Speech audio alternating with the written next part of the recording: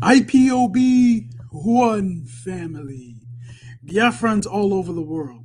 If we want safety and security for our people, then let's continue to support Eastern Security Network. All donations are welcome. No contribution is too small or too large. Do your part, knowing that freedom is in our hands and together we must all rise to the occasion. Go to our website to make your contribution www.ipobinUSA.org/donate. And remember that freedom is not free, but together we restore it. Farm by farm, forest by forest, house by house, and street by street. You must listen to that. Of course, you must go and listen to Simon Ekpa, who is doing a very fantastic job. Very great job that Simon Ekpa is doing. Very, very, absolutely fantastic job that he's doing. You must listen to him and share his videos accordingly. Very, very important. He is bringing a new dimension to this very awareness that we are making, and you must listen to him. Very, very important.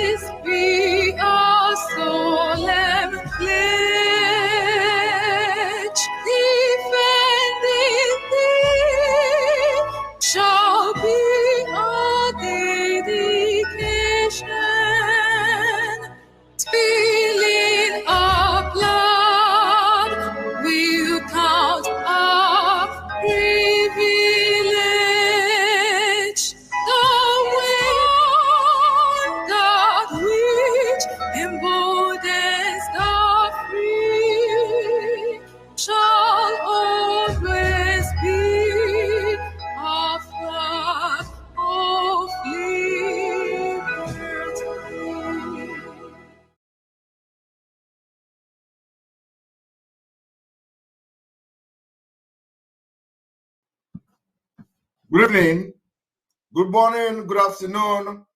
Welcome to this broadcast today, live and direct on Voice of Biafra 97.5 FM. Welcome this evening on Enter Biafra channel 1 and 2. Welcome this evening as we continue to preach and create awareness for the restoration of Biafra in 2023. As we are about to take by force our own freedom into our own hand. I want you to understand that what I have come to do this evening is the continuation of our yesterday program, where we promised you that we are going to expose the similarities of P2B and the Azikiwe how Azikiwe sold us, how Azikiwe failed the Biafra people and the southern Nigeria, and why we can never allow that particular scenario to happen again in this modern age. The reason why everything P2B and everything Nigeria will be stopped in Biafra land. And that is why we have ordered that on the 20th of this month, when we have received some kind of news that they are going to be rally for P2B, it does not matter whether it is P2B, Tinubu, Atiku, nobody will organize a rally in Biafra land. So that our sit at home on the 20th, probably the message is now everywhere. We are also hearing Kepu Kepu that they are planning to cancel it. I want to put it on record and as a notice that any day they call for rally for any political party will be sit at home. So if you want, you have to warn them to desist from calling for political rally or mega rally in Biafra land. We are hearing Kepu Kepu that they are canceling it. It does not matter. Our sit-at-home order is not going to be taken back. Our word, we can't take it back. So if they have actually said and shared a flyer that political rally, mega rally is on the 20th in Imo State, we have declared the sit-at-home, and it is going to be part of the activities. It is going to be part of the activities as we enter the real liberation phase of Biafra in 2023. So this time around, it is action. This person calling me, I don't know why you are calling me. You need to be blocked. As we have entered the liberation phase of this movement, as you have entered the liberation phase of this movement, each time we give order, we will never take it back. So those who want to organize political rally, you can put it, fix it every day and cancel it. Any day you fix it, we confirm that it is actually a rally. We are going to order sit at home, and there will be no taking back, because we now want to actually waken the spirit of Biafra people to know how serious we are. So 20th of this month is sit at home. Whether they cancel it, whether they postponed it or not, it is sit at home. For the fact that we actually confirm that some idiots are coming together in Imo State is an insult. And let me also tell you, I want to address some concern. Some people called me that, what if we order sit at home only in Imo State? Why do we have to sit at home in entire Biafra when the political mega rally is supposed to take place in Imo State? So I told the person, I will address this your question or this your concern publicly during this broadcast, so that every other person who may be thinking like that will be properly addressed. So I'm going to address that, why we are going to be having sit at home in entire Biafra land, not just in Imo State. The reason is as follows. We want to send message to the Nigeria Fulani government and to the international community and draw their attention on our readiness and preparedness to leave Nigeria by 2023. So the issue of division is no longer allowed in Biafra land. An injury to one is an injury to all. The reason why they have succeeded in making us a slave or making us slaves in Nigeria today is because of the division that Zikiwe instigated amongst the Southerners. And that division is what we are going to address today. So immediately, if they succeed in telling you, oh, let it be only applicable to the state that the rally is taking place, it means they have succeeded in infiltrating us. They have succeeded in bringing the division to us. We can't accept that. We are more wiser now. So any day there is rally in any part of Biafra land, we will declare sit at home. And let me tell you, the sit at home is going to be the entire Biafra land, because there are people who will be transported from other parts of Biafra state to Imo state. So when you have the sit at home, nobody will travel to the place. Nobody will travel from River State to Imo State. Nobody will travel from Abia State to Imo State. Nobody will travel from Anambra to Imo State. Nobody will travel from Ebonyi to Imo State. Nobody will travel from Enugu to Imo State. Because these criminals, they pay money to PGs. They hire people who are hungry for 500 naira. They will hire buses for them. They will put them inside bus and they promise 500 naira to them. And at the end of the day, they will not pay that money to them. They will end up paying them to 200. Because by then, you have no choice. By then, you are already in Imo State. So it does not matter. Even if they like, they will not pay you. They will say, oh, sorry, next time we're going to pay you. They did it. They did it to people they hired to become bishop in Abuja. They promised them 100,000 only for them to have appeared as bishop, and they were paid for 4,000 naira. They were disappointed. And by then, you have no choice. What you see is better. The one you have at your hand is better. You collect it. You will only complain. The deal has been done. We are going to lock entire Biafra land down. Any day we confirm that actually some idiots are organizing rally. We are going to start from now to demonstrate our readiness to leave Nigeria, to show that Biafra people did not send P2B. P2B who killed us, P2B who killed Masop members, P2B who have denied Igbo, P2B who denied Biafra, P2B who have not condemned the killing in Imo State, and they want to organize a rally in Imo State for P2B. You people are mad. You people are mad. So for that reason, it is very important, very imperative that the sit at home is not just only in Imo State, but entire Biafra land. And by doing this, those political leaders who feel that they are leaders in Biafra land will understand how ready we are. Nigerian government will understand how ready we are. It is the time for sacrifice. Entire Biafra must obey. The sacrifice has come. We are going to make those sacrifices. And the sacrifice is that whenever we call sit at home, you respect it and stay. I am telling you the fact. Some of them were asking, what have our sit at home, what have we achieved by sitting at home for 1 year? Every Monday. By the way, today's sit at home, Mazi Nnamdi Kanu's day, has, witnessed another level of compliance. And we must thank Biafrans for that.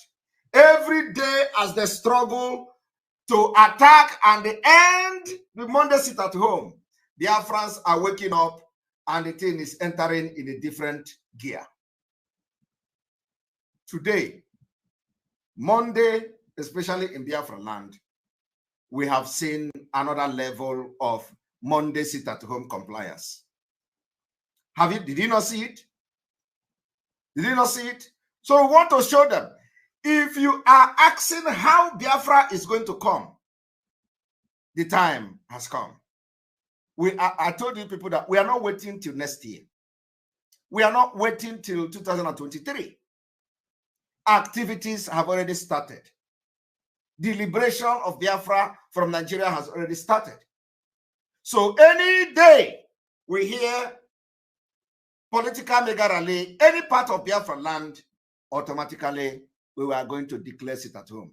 Even if they announce it 1 day before, we will declare it at home. we want to show them that we are in charge of our territory.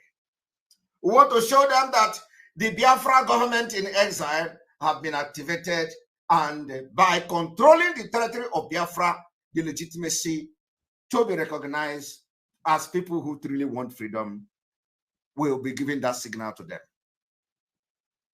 So I want you all to understand the reason why we are going to do things differently this year. The reason why it is not going to be business as usual. The reason why they use Mazi Nnamdi Kanu, those people that surrounded him, those criminals that surrounded him. The reason why every time when there is time for election, they will always tell him, oh, please, don't go that far. We are not ready. Don't go that far, please. Don't allow them to go and vote. I am telling you that it is good that you actually, they send you to go closer to Mazi Nnamdi Kanu, to have used Mazi Nnamdi Kanu, but today you see what you have done to yourself. It is good, because maybe that time was never the right time. Maybe that time was not the appointed time. Now the appointed time has come. When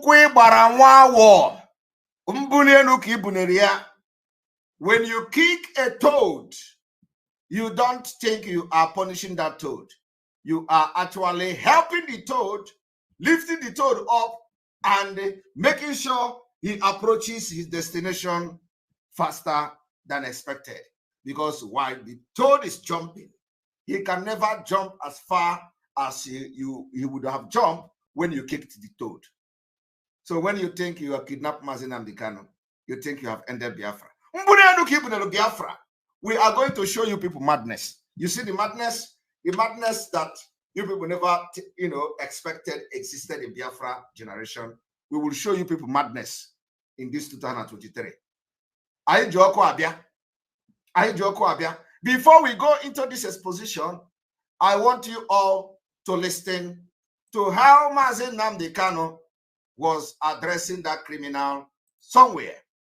The people that always deceive him, the people that they have always used, the people that always have worked against Mazi Nnamdi Kanu, the people that got angry that Mazi Nnamdi Kanu has COVID-19 people around him, the people that have betrayed and sold him in Kenya. I want you to listen to this. You don't want to die. You don't want to sacrifice anything. Your life of a slave in Kuwait is fine for you. You don't want to die. You don't want to sacrifice anything. Your life of slave in Kuwait is better for you. This man don't want to die. That criminal don't want to sacrifice anything. But he is the one who have ordered the killing of Biafrans before now. Of course, he can't try it again. We have told him, any day they call anybody already on Biafra again and the person die, we will tell them that they have blood in their family. This man don't want to die. This criminal don't want to sacrifice anything, just like every one of them. None of them want to sacrifice anything. That is the only thing they want, is to work with Soludo. They don't want to make sacrifice. And Mazi Nnamdi Kanu was telling them, the criminal in Kuwait, you don't want to sacrifice anything. You don't want to lose anything. I want to be slave. Now I want you to listen to Onyendu as Onyendu decimated him. You don't want to die. You don't want to die. You don't want to sacrifice anything. Your life of a slave in Kuwait is fine for you. Will they give you Kuwaiti passport? Will they give Kuwaiti passport to your children? Will they allow you to buy a house in Kuwait? Can your children be Kuwaiti prime minister? Then what on earth are you doing here then? That means you're a slave. No, they're doing green. You don't want to die. You don't want to sacrifice anything. Your life of a slave in Kuwait is fine for you. Will they give you Kuwaiti passport?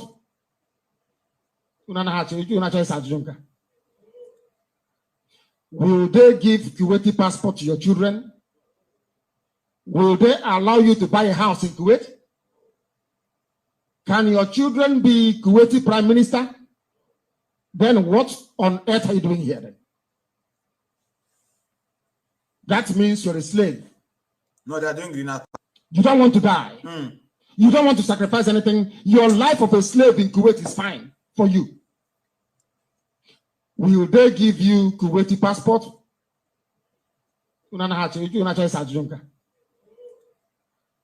Will they give Kuwaiti passport to your children? Will they allow you to buy a house in Kuwait? Can your children be Kuwaiti prime minister? Then what on earth are you doing here then? That means you're a slave. No, they're doing green. That is our leader addressing that criminal. You know, one thing is that we don't want to, start wasting time on all this. But sometime we'll be coming out little by little, bringing things that will make all this, how Mazi Nnamdi Kanu was sold and betrayed, to begin to add up. They hated him for bringing people like Simon Ekpa closer. The hatred was too much. You don't know what Mazi Nnamdi Kanu know. You don't know. You don't know what Mazi Nnamdi Kanu know. I want to inform you, Biafrans, today. Go and listen and look at some of these criminals and they are irate. They will tell you, oh, Mazi Nnamdi Kanu knows 3. The criminals knows 2. How to get Biafra. That there is one that only Mazi Nnamdi Kanu know. That there is one secret that Mazi Nnamdi Kanu, nobody else know it except Mazi Nnamdi Kanu. And these idiots know that there is one secret which Mazi Nnamdi Kanu have not told anybody. Yet, he gave a divine directive. Let Simon Ekpa broadcast on Radio Biafra. If you claim you follow Mazi Nnamdi Kanu, of course, I want to, this is not to them, because the people that sold Mazi Nnamdi Kanu in Kenya will never repent. They can never like me. They can never like me. That is why there is nothing you do in this life for them to like me. They can never like me. Because what I'm doing now is the reason why they sold Mazi Nnamdi Kanu in Kenya. So why do you think they will come and like me? They will never like me. But I want to tell those ignorant idiots following, still listening to them. When you come to social media, you say that, oh, do you know that Mazi Nnamdi Kanu know 3 things? Other 1 or 2. Other people know 2. Only him know one secret, that how to get Biafra that nobody else know. Yet, he gave you a directive. You disobeyed him. Do you know whether the secret, that secret that you don't know, is in that directive he gave? Do you know whether the secret that you don't know is in Simon Ekpa broadcast on Radio Biafra? Do you know whether the secret which you don't know, which you have been preaching on social media everywhere, is the directive of Simon Ekpa broadcasting on Radio Biafra? Do you know? Do you know whether the secret you don't know is that those COVID-19 people will actually come together and work with Mazi Nnamdi Kanu closely to restore Biafra? Do you know whether that is the secret? Or have Mazi Nnamdi Kanu revealed the secret to you?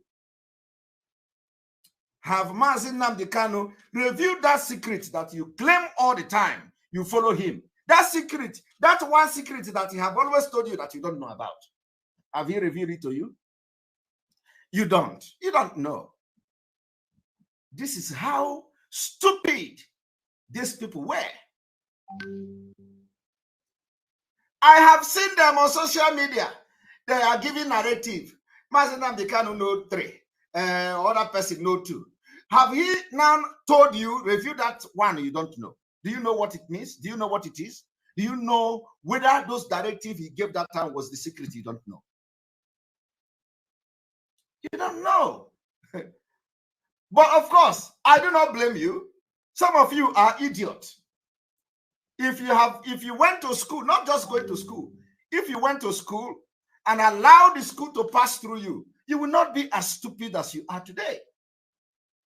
You will not be as greedy as you are today. You will not have this, miss the track. But because you are a very stupid person, you come to social media. You brag how Mazi Nnamdi Kanu know 3 secrets. You brag how only him know 1. You brag how people know 2. You brag how he say you don't know that last one. Now, you don't know that last one. That is the reason you must follow what he told you. Because you don't know that last one, that last secret that he had. He has not revealed it to you. Yet you disobeyed him at early stage of this extraordinary rendition. Today they are coming to say, Onyendu is saying stop attacking each other. Onyendu say stop attacking. And you know one thing is that they use Onyendu to deceive everybody.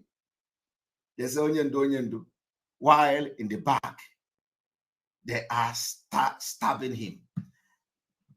We have, before we go into this exposition, I have one entertainment to give you people. Entertainment. I call it entertainment.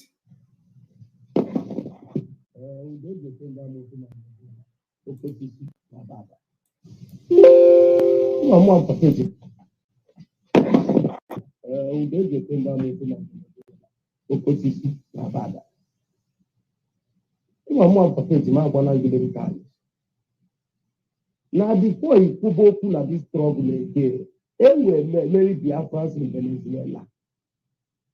Arrange them for one day for protest. Bring Biafrans and Venezuela together and go to one of Parliament office and present the case of the Biafrans. 9 out of freedom.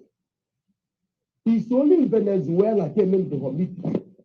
Even go on now with the DOS. Amara mandi DOS and I could kai go with the Kenda Moshi. In the DOS never asked you one day to leave the name with the IPOB family in Venezuela who don't take that Moshi.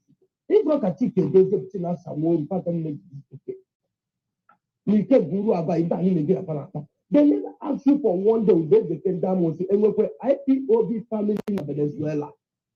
Because with your voice at the struggle, with the way they are not having at the struggle, fearless voice.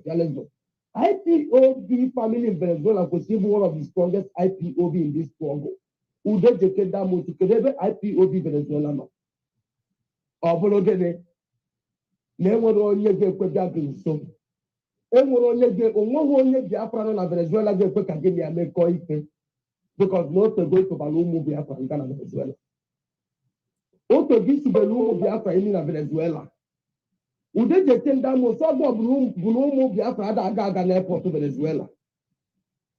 Ude jeken da mo so go mana police bo Balumu Biafra mo na kidnap Balumu Biafra na Venezuela.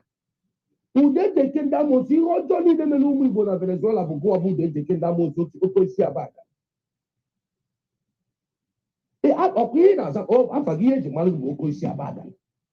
E batana struggle change the upper to fearless voice ka people ani mo na go bo ko si abaga. They forget to say I must be very well. Like I have been in South America. If a wanted person in Abaga, if a wanted person in Biafra land, many people talk about Biafra land. We keep in Venezuela. We not play God the name of me and you 1 million. They check in Biafra land. If they take it on a Biafra strong, if they cover with it, if they cover atrocity in the community, if only in the Golomo Biafra. If that is our cover under the umbrella of chicken, in that room another country. Because not many people put the no. I think the reason why people did not support the whole Jordan chicken, in my power for her, Chinas and Moon. I think the first nothing you forget to say them when they work in Venezuela. 9 South America, I go over Cosia Bagana. If you come up with the track, probably got a little longer in Venezuela. If you come back to the Timakazu was in Venezuela, in JK to Hali. Okay, Shabagana, only go Momo Biafra, we're going to wake them up in Venezuela. Momo Biafra and Venezuela will wake up and come together for this freedom. And the Hageti set the example. olugo mgbe ị ga-eresive ụgwọ niile ụgwọ ọrụ ọjọọ niile ị lụrụ n'isi ụmụ Biafra na Venezuela a ga-akụ gị ihe ka ụmụazị na Venezuela ọkwa Simon Ikpe bụrụ ọnụ ọ ga-aga isi gị because ọ tagoro isi gị already you can step your foot in Biafra land ọ bụgoro Biafra si na-achụ gị ọ bụkwa ESN na-achụ gị ndị na-achụgoro gị bụgodi ụmụ Igbo ịtụtara nga na Venezuela ma ndị napụtara ego ha careless boys ọ ndị amaghọgide gege ntị ikreti ekworu adịcha ndị mmadụ na-eme ude eji eke ndị amoosu DOS ndị akpụrụ nwa DOS don't see how stupid adịcha ma ike nke uru agụ ma tinasa nwa oru ma nke anụmanụ nke nọ na tọka enye ebe echi ụba ọkwa ncha na kpona hada fight for their leader onye ndu IPOB were structure kedu mgbe ị nụrụ onye emechi ụba last ọ na-fight isi gọọmenti for the release of his leader presidential ebe kọlọs na-fight for the release of Maazị Nnamdi Kanu ọkwa underground political solution onye challenge voice akpọ gị kịta na site ndị ga-eweta freedom Biafra kịta ọ bụrụ ike gụrụ agụ na-akpa isi ọkụechi yere ntị na-ele ọnọdụ na-akụ eri n'ebe ọ na-ele attachment ọ ndị a ga-enye gị freedom nkata niile n'ụkpalụ n'isi Simon Ekpa Chineke kwupụtaghị ya unu akpa na nkata kịta na ekonụkọ ndị ga-eme Simon Ekpa invite ọbịa dị kwuru si ele Simon Ekpa kwusile Maazị Nnamdi Kanu that DOS na-efele emego ha na Simon Ekpa will never step his foot out from Finland Simon Ekpa ga-anọ na Finland freedom adịa Simon Ekpa ịpụ from Finland bụ gịnị anyị na-eche ebe gịnị iro ọgụ na Biafra land to esie this Fulani once and for all. So let's go see Catalina who napa. This is Simon Ekpa. Chineke melisha gulu. Maka mua mago mua papage mama go na go bukia let's go man kepe eziokwu na this trouble. Muna je jona ankata mgbe DOS mgbe elele Maazị Nnamdi Kanu. Agụ adọrọ m. Owe bụ niile onye onwe gị kọbụ na Venezuela. Enwe onye ga-eweta music business okosi abaga. DOS wee na-arịchachi zeke kaadị na-akwụrụ ụgwọ ụlọ na Venezuela.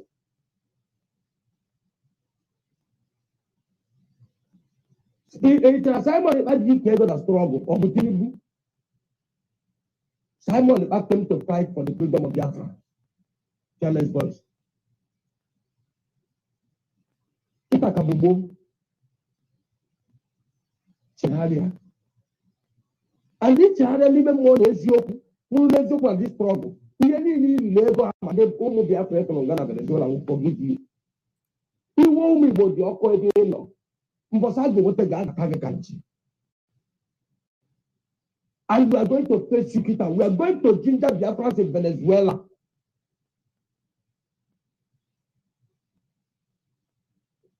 Emmanuel Mess and this struggle.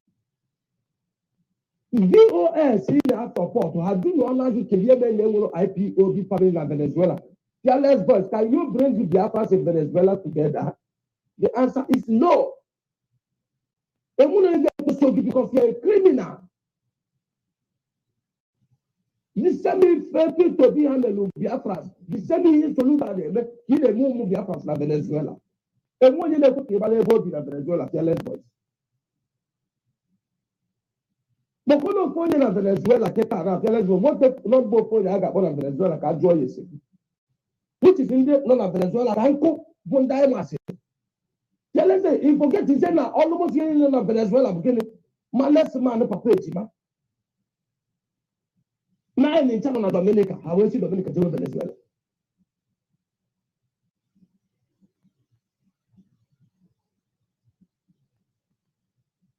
The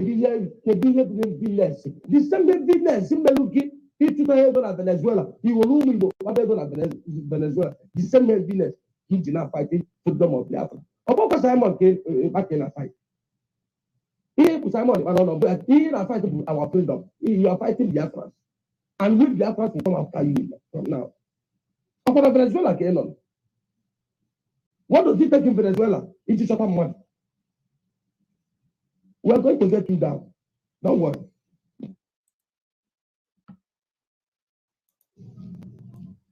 Gano. Dindo. And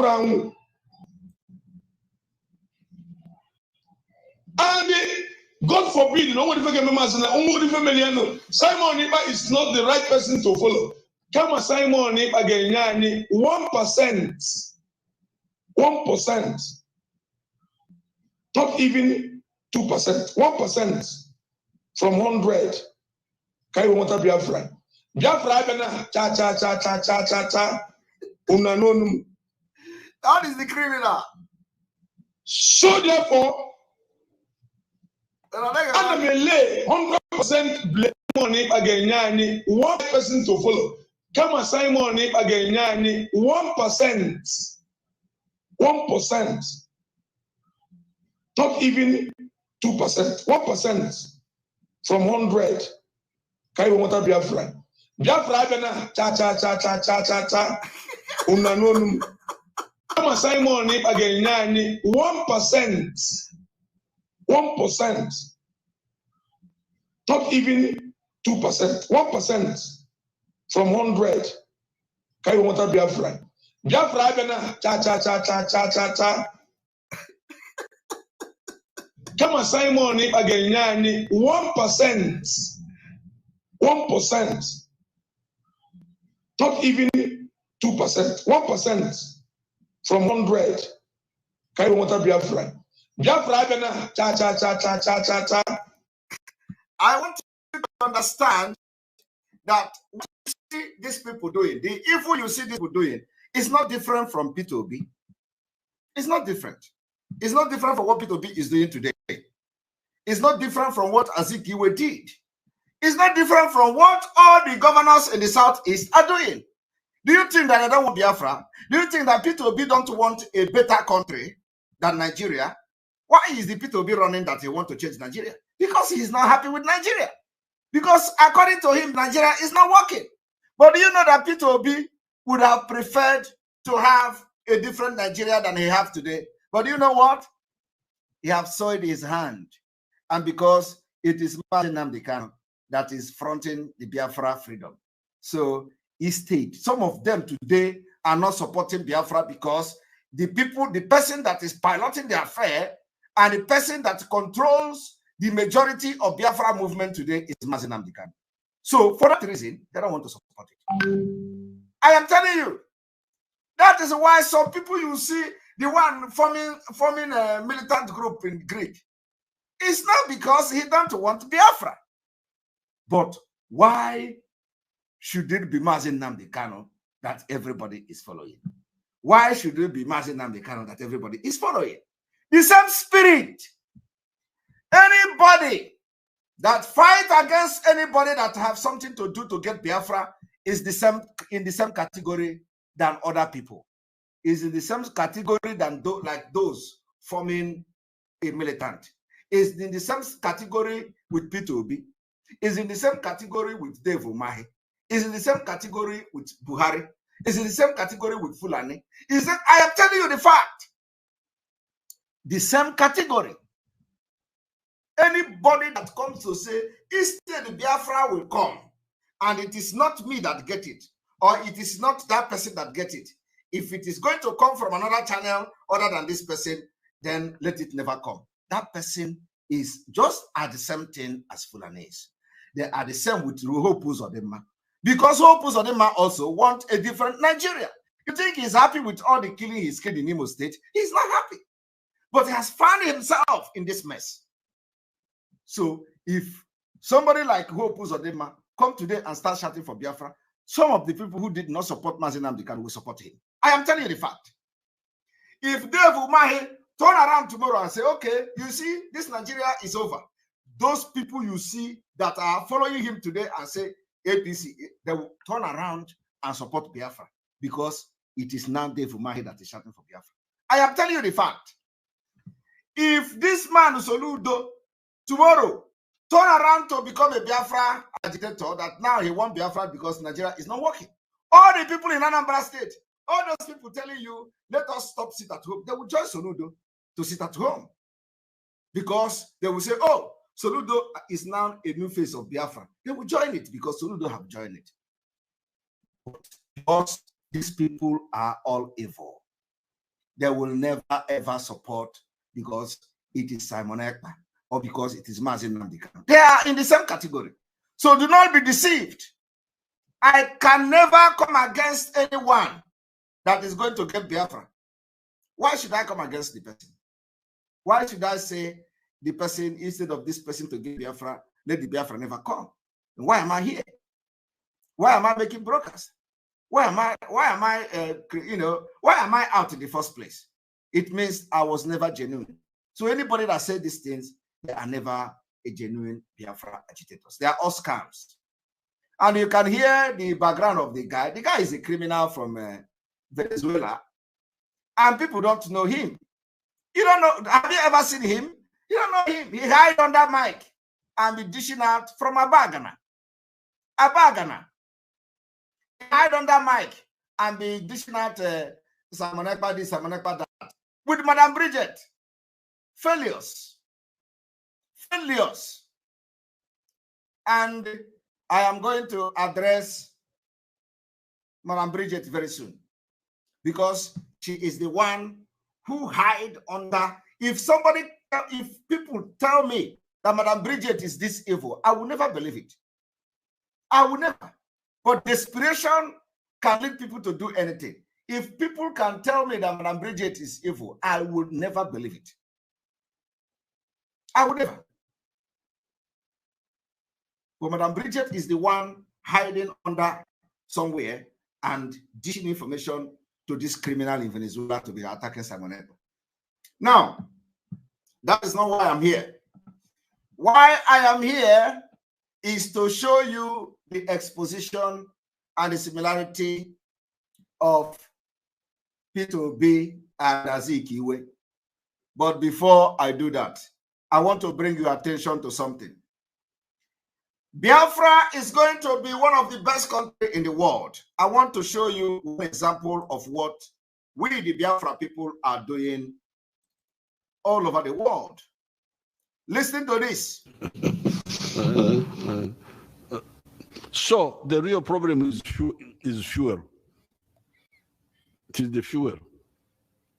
And the answer for it is to go to the electric vehicles, number one. And electric piki-pikis.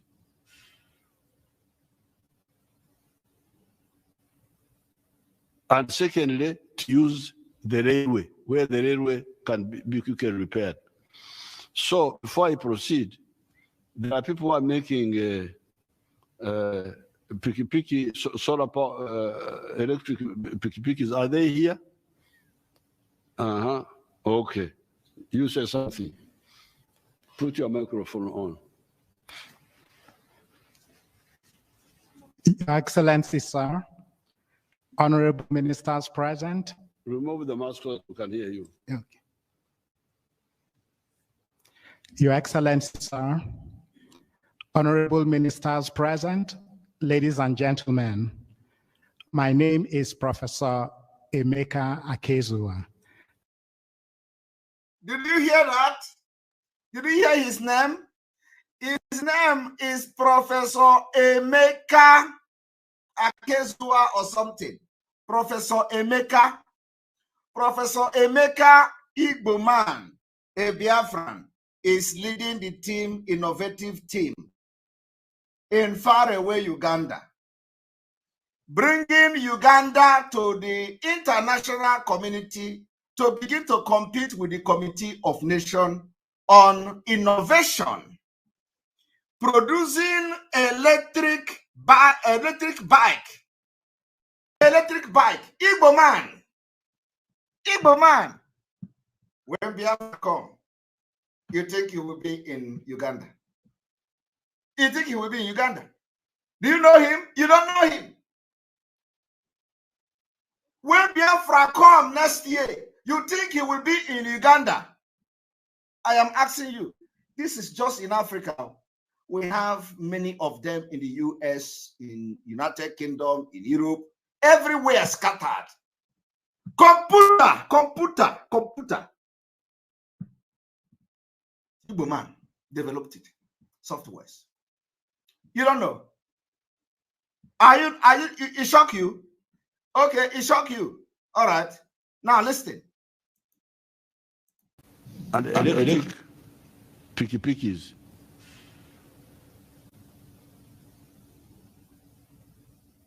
And secondly, to use the railway, where the railway can be quickly repaired. So before I proceed, there are people who are making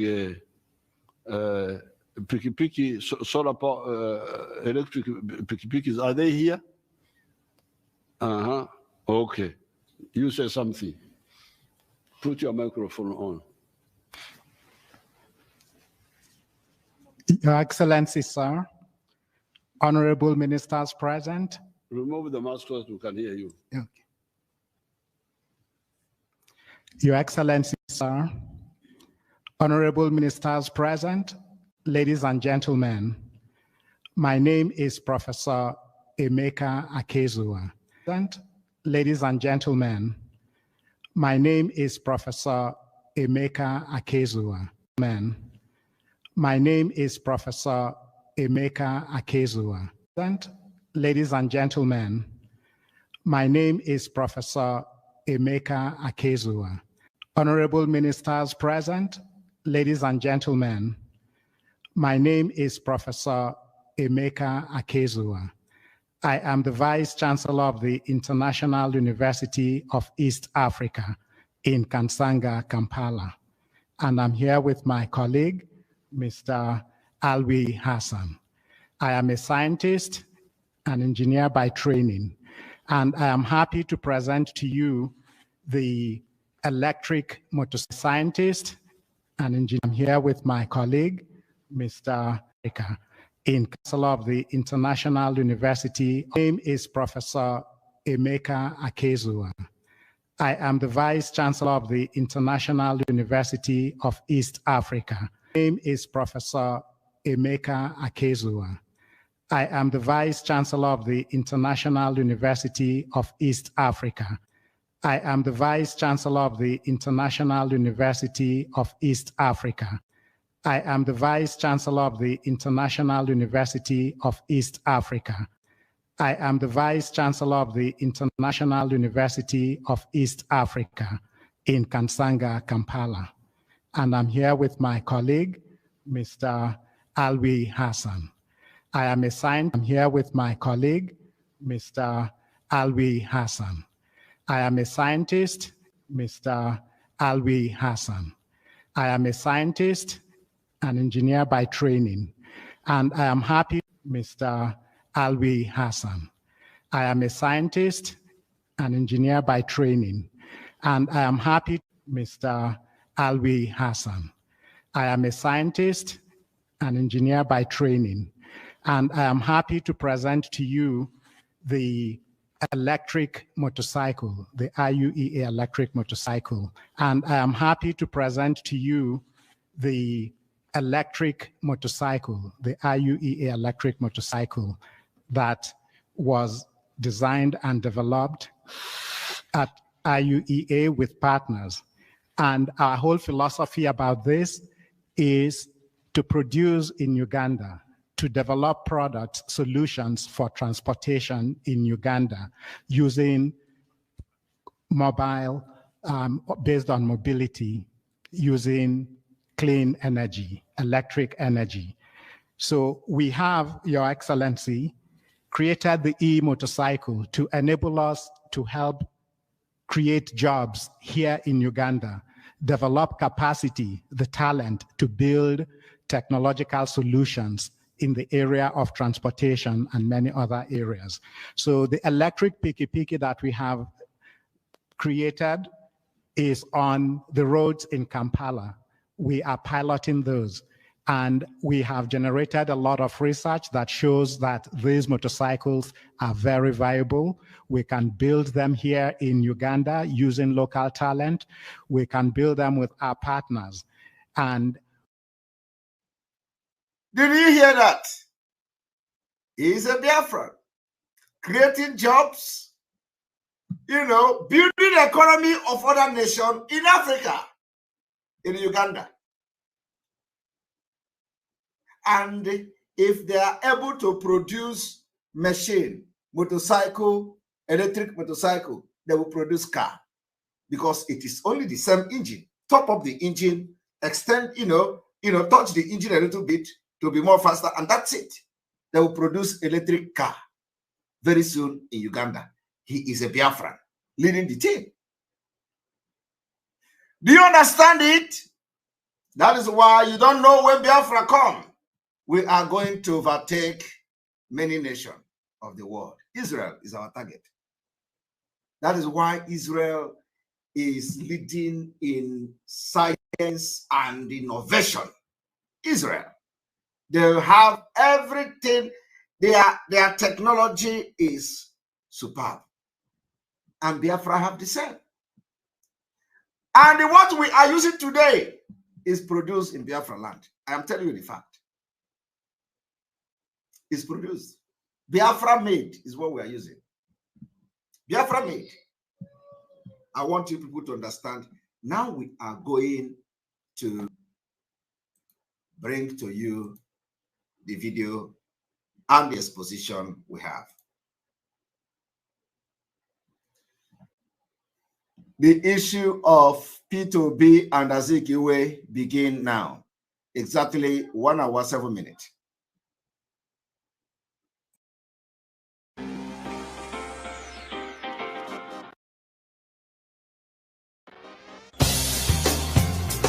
He took his final examination a year ahead of his class.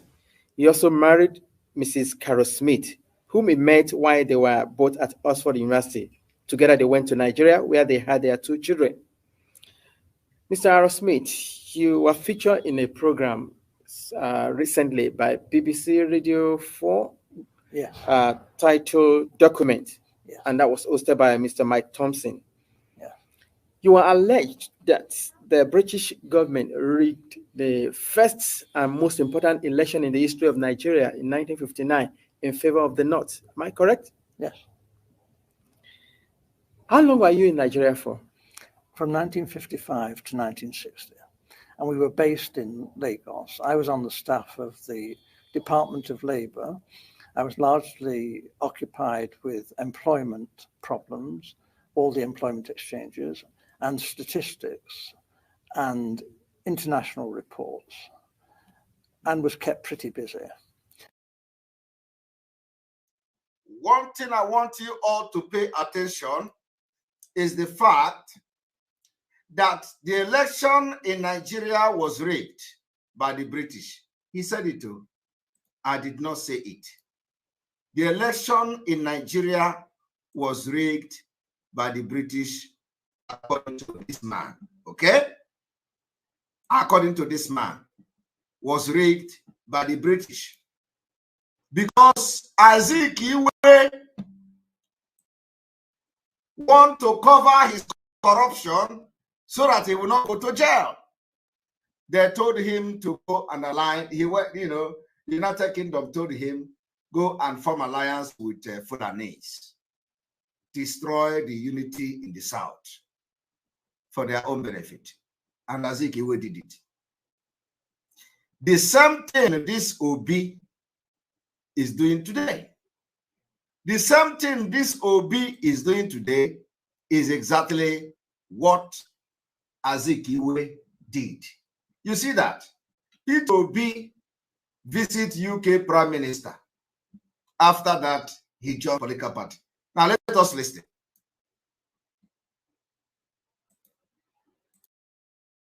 Stationed in Lagos in charge of the capital and the port. I was the port labour officer as well. And I also devised a port labour scheme and later a social security scheme, which was one of the first in Africa, which guaranteed workers some income after they'd finished work. It was a provident scheme. As I say, it was called the National Provident Scheme, and I was very proud to have put that on the statute book. I was going to ask you what your role is. You've mentioned 3 important. Is there any particular name given to your office while you were there? Just labor officer. I was a labour officer, a senior civil servant. Okay.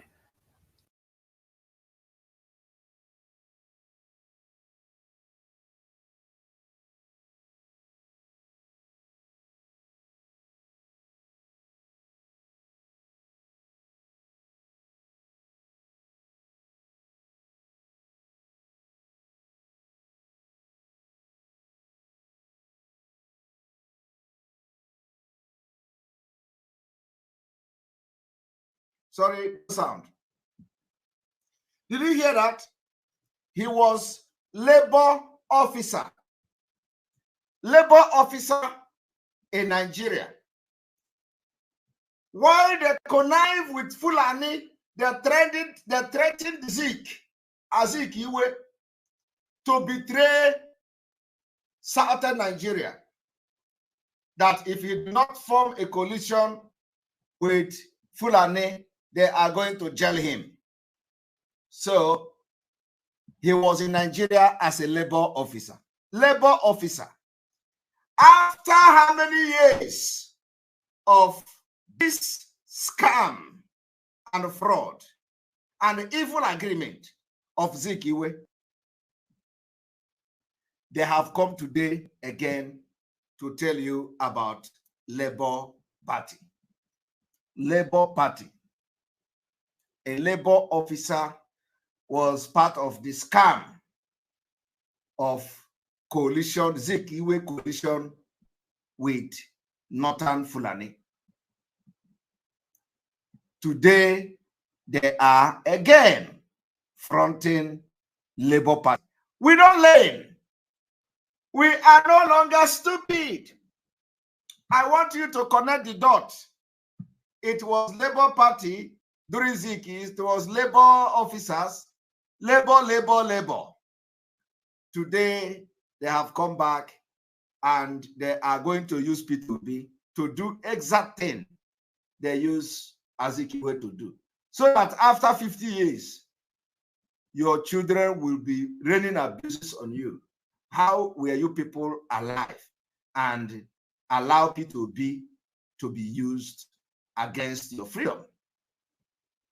How some of you were alive and allow P2B to be used as, to be used against your own freedom.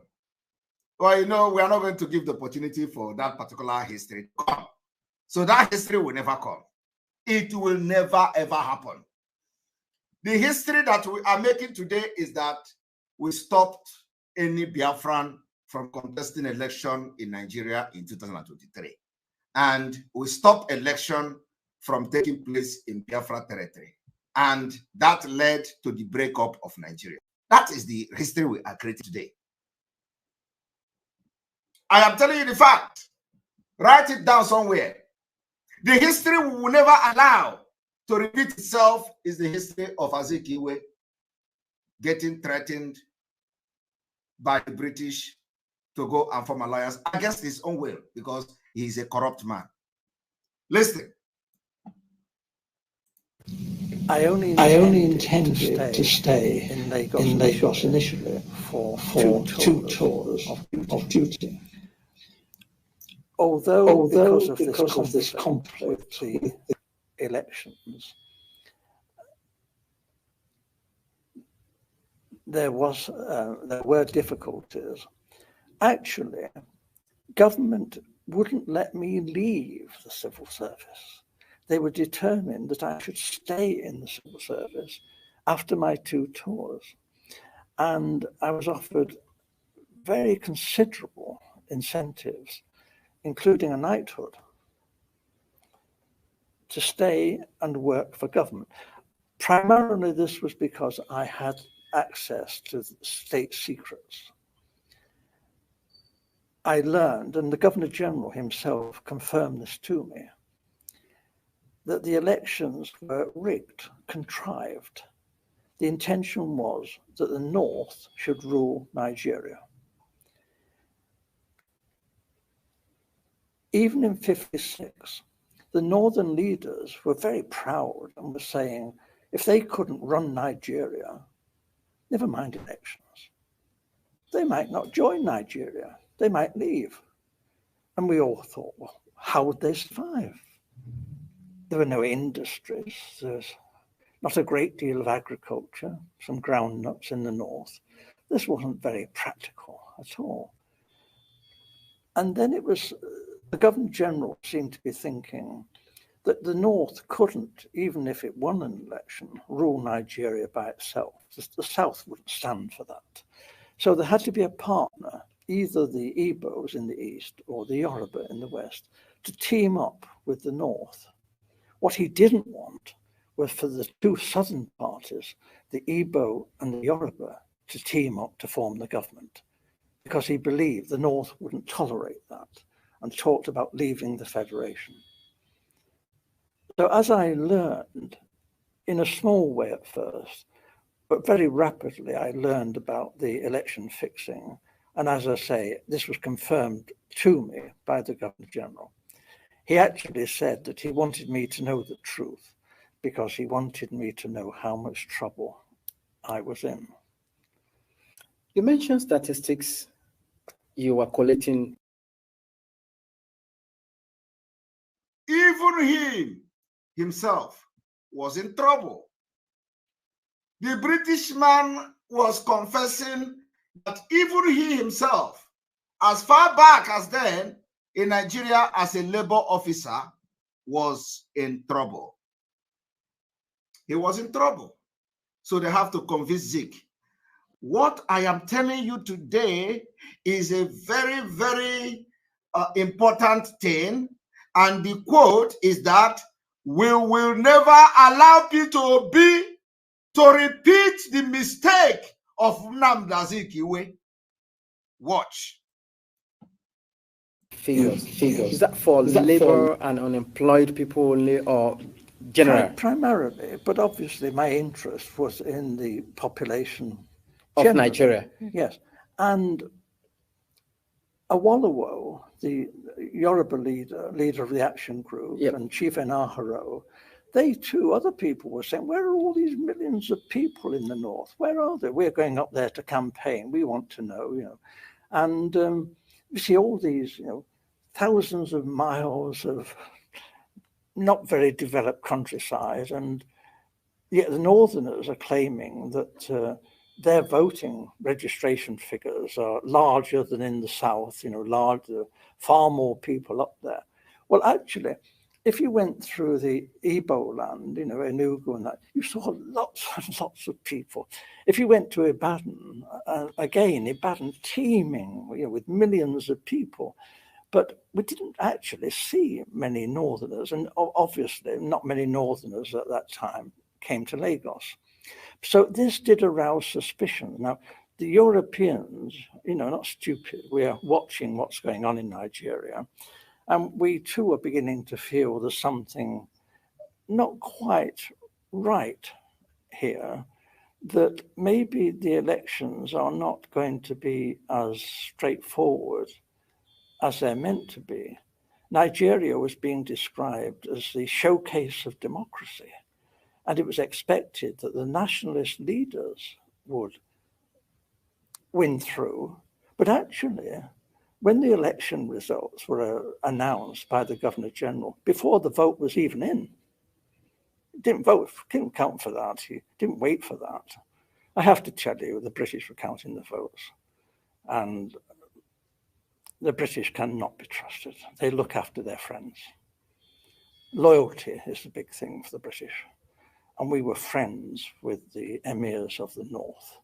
We looked on people like Enaharo and Awolowo as rather dangerous people. They might even be communists. That's ridiculous, actually. They couldn't be communists in 1,000 years.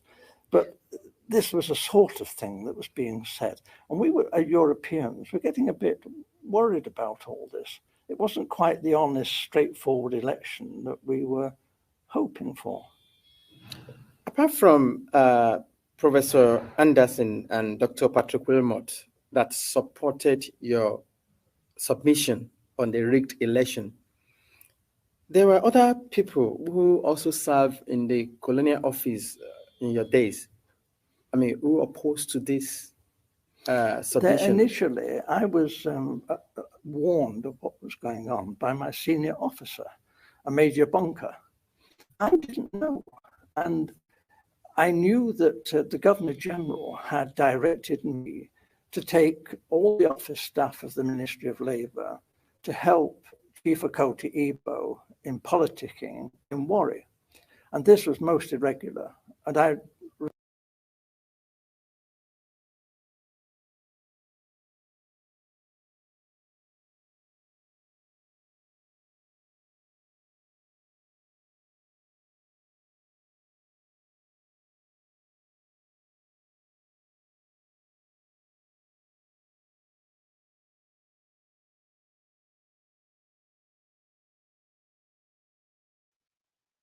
Sorry about that.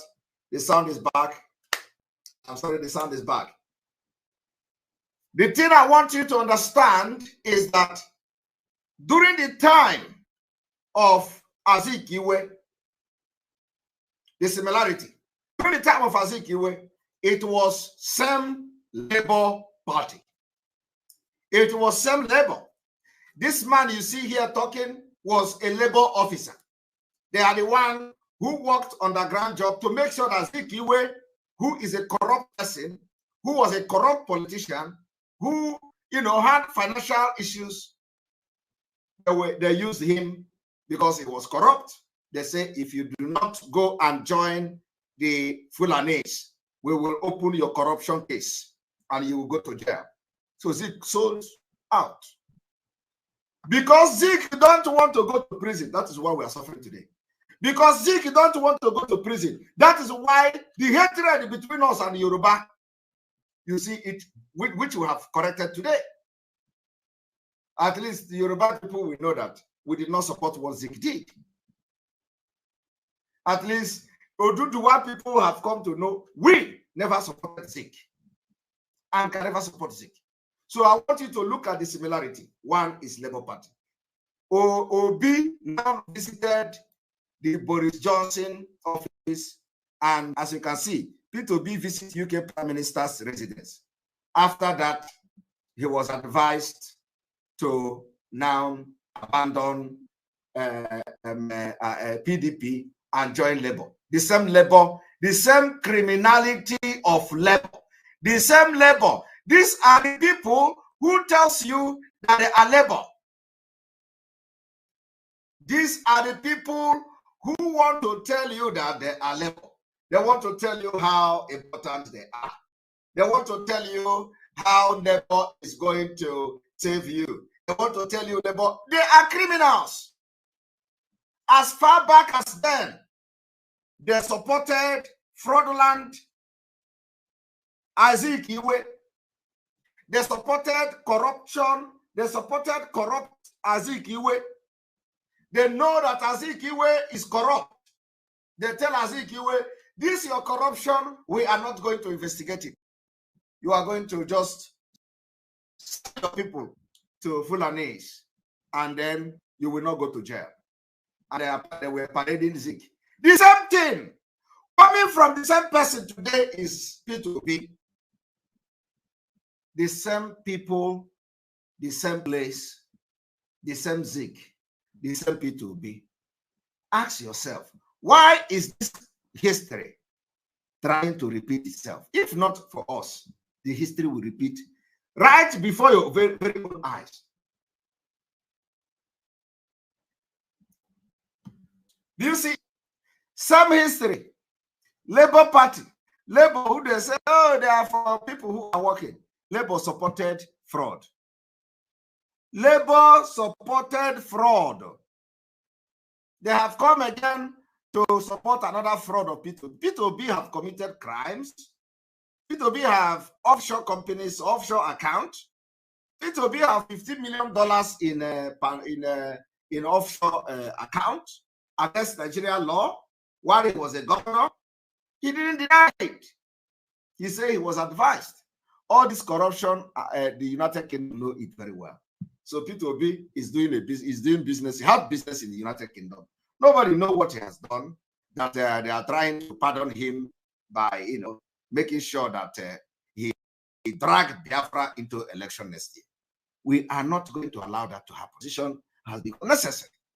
But what I will repeat and continue to repeat until this broadcast end is that we, the Biafra of today, will never allow the mistake of Azikiwe to repeat itself again. Never. And that is exactly what Obi is coming to do in a different way. I want to tell you a story.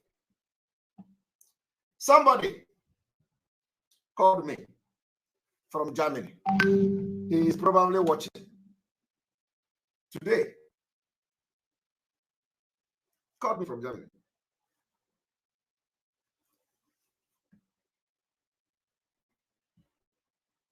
He said, I didn't pick the call because I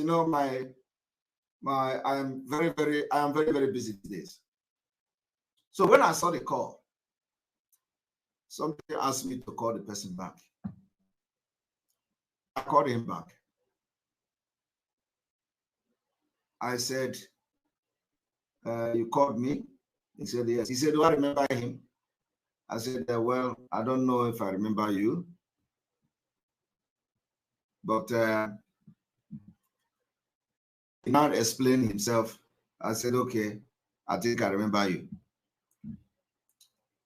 So he started saying, oh, the rejected stone is becoming a cornerstone.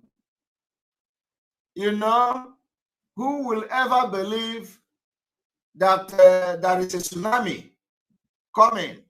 Who will ever believe that an Igbo man will be accepted to be running for president? Who will ever believe that there is a tsunami coming? Hi, Chineke God. Overonye ndosi agwa wunye ga-aso n'anya. So as this guy from Germany was saying this thing, I begin to have stomach pain. I told him. So I didn't allow him to talk because I didn't know where he was going to. I didn't allow him to finish. I told him, hold it there. I have not seen any other tsunami other than Biafra tsunami. The only tsunami I am seeing now is Biafra tsunami. I don't see P2B tsunami. Did you see P2B tsunami? I have not seen that. I have only seen Biafra tsunami, and that's what I'm seeing. This man told me, do you remember I was the one who was supposed to have a program with you and somebody? I said, yes, I remember you're supposed to have a program with me on Biafra, on why we need Biafra, why we must need Biafra. I said, I remember you. So when he started that thing, I told him, hey, stop it there. I don't see any tsunami other than Biafra tsunami. What I'm seeing now is Biafra tsunami. That is nothing like P2B tsunami. Okay? And let me tell you, it is a shame. He's watching me now, probably. It's a shame. You people are disgraced. You jump from one platform to another, preaching Biafra, deceiving people. And with your appearance on Biafra program, you gave people hope only for them to go and die. After they died out of your deceit. And they are now 6 feet below. You came out and start talking about Nigeria election. God will never forgive you. I told him this, and I believe that whoever sent him, let him be courageous enough to tell you how I responded to him. Those who sent him to come and talk to me from Germany. He should be courageous enough to tell you what I responded and how I responded. So I'm responding now in public because in case those who sent him are watching. I told him, God will never forgive all of you. All of you who were jumping from one platform to another, preaching Biafra before this particular time, only for you to jump and allow people to die. You come and jump and start talking about P2B and election. God will never forgive you. So after addressing him that way, I cut the phone. But I told him, don't ever in your life call me again. We are going to show you people. I told him, don't ever in your life call me. He is watching me probably. And why I'm making this public now is that for people who want to call me again for such thing.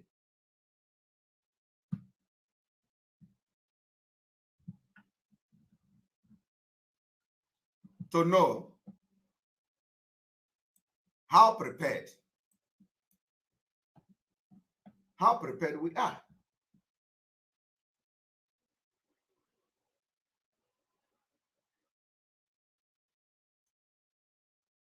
You understand? I told him, don't ever call me again to tell me about Nigeria. The tsunami I am seeing today is the tsunami of Biafra. After that, I caught the phone. So when I caught the phone, I saw he was writing something. He was writing and writing and writing. And I saw him, he was busy writing, seriously writing. I was looking at the phone. I saw him writing. You know, in WhatsApp now, you see people writing. He was writing and writing and writing. And when I know that he had finished writing what he was writing, I blocked him. I am telling this, I am saying this in the public for that person to know how, you know, insulted I was. That is why I'm telling it, I'm saying it now. How insulted and disappointed I was. I waited for him to write. I believe he must have finished writing it because he wasted a lot of time. After, even if you don't know me, I know how to be Arurala person. That is if I want to show you Arurala, I'm a mayor to the highest. I waited for him to write everything he was writing. Immediately, I know that he must have written everything. I blocked him. Bam! So he will write those things, he will never deliver it to me. Okay? So if you are watching, this is what I did to you today. You in Germany, I did this thing to you today, and I have no regret over it. Don't ever call my number again until you repent. If you have repented and see that you are Biafra, you can write me, and then I can unblock you again. Now let us continue. Refuse to do this. Having refused an order, I know what the drill is. You resign. Refuse to do this. Having refused an order, I know what the drill is. You resign. I resign my post. That is the proper thing to do. What they did then was rather devious. They persuaded me to withdraw my resignation, and when I did, they sacked me. It didn't go through, but I thought this was a bit low after I'd resigned and was prepared to leave the country. This was not very nice behavior. They later withdrew this and said that I had been of some service to the state and actually commended me for what I had done and said I could leave Nigeria with splendid testimonials, and we shook hands on this. And this was done with the recognition of the Deputy Governor General, Sir Ralph Grey. And then I left Nigeria the first time and took up a job as a personnel officer, a very big job with the Esso refinery. And then government came after me, declared that I was a traitor and I had betrayed the British people. ought to be imprisoned. And I lost that job. And then they came to me again and said, it's all been a big mistake, dreadful mistake. I'm a jolly decent chap, you know, Oxford chap. And they put me on a plane straight back to Nigeria, where I'd make up for the time I'd been away. There was a great deal of good work for me to do. And we fell for this. We shouldn't have gone back, but we did. Now, if you recall what you said about the role of the Governor General and the attitude of the British government in particular, regarding the fear that Awolowo, Okotie-Eboh, and the lot of them from the south are dangerous, is there a particular reason? Why the fear from the British government? Is it that they don't want to release or relinquish Nigeria? They still want to control Nigeria? They knew that the North would do as they said after independence. If it happened. Did you hear that? This man said the reason why the British favor the North and they want Zikiwe to form alliance with the North is because North will always do what they say. Are you hearing me? North will always do what they say. Because if the alliances would have been southern alliances, we are more educated, we are more wise, we are brave.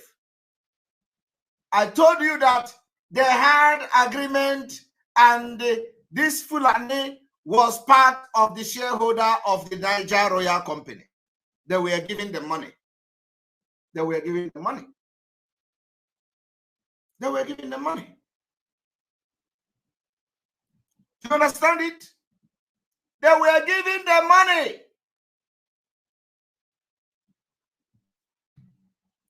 Now, you have had it. The reason why they favored Fulani was because Fulani will always do what they say. That is the result today. Let's go there. The North would just because it was their habit. They liked the British. Whereas the nationalists an unknown factor.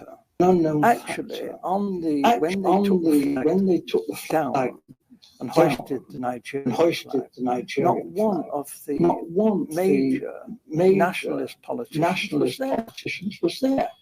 They weren't even on the platform. This was incredible. These were the people who had sought independence. The people in the North didn't want independence. They didn't want British to leave. So this was a farce. And for most Europeans who were very close. You hear that? The people in the North did not want independence. The people in the North did not want the British to leave. And for most Europeans who were very close and watching this, we were disgusted. We thought this really had been manipulated, this election. It was unworthy. It was unworthy of the British people, this. This was no honest, straightforward thing that you would expect Britain, the mother of parliaments, to do. This was cheap and low and criminal. And I opposed it. And I opposed it then, and I've opposed it ever since. And I'm telling you the truth. And I was warned, if I told you this state secret, my life could be forfeit. Aaron, you said the British government wanted the North in alliance with either of the southern region, either with the Yorubas or with the Igbos. But I mean, without which they cannot they can't do it rule the country. The problem was that Awolowo was a highly principled man. Okay. You didn't talk to Awolowo about squalid deals and fixing things. Awolowo. Do you hear that? Awolowo was a very principled man. They could not approach Awolowo. They could not approach Awolowo to strike a deal. But you see today, all these criminals are the ones abusing Yoruba people. All these criminals. All these criminals in Biafra. All criminals in Biafra abuse Yoruba people of betraying. They abuse Yoruba of betraying. This happened before the war. Zik is not a principled man. Zik was corrupt. And the British know the level of corruption of Zik. They approached him. And of course, they didn't miscalculate. They did not miscalculate. Zik failed. Ego, money. Money, money, money, money, money. The same thing Peter Obi is doing today. Peter Obi is telling you money. How money is everything. How he don't joke with money. How he spend wisely. How he do this, how he do that. How he invested a number of money. How he has a $15 million in offshore account. How his family know him. How his family always invite him and come. I hope you are not going to spend our money. I hope this election you are going into, you are not going to spend our own money. He's bragging about it. Everything is money. They did not approach Awolowo. They know Awolowo is a principled man. Yoruba, today, the same Fulani deceived you to call Yoruba as betrayer.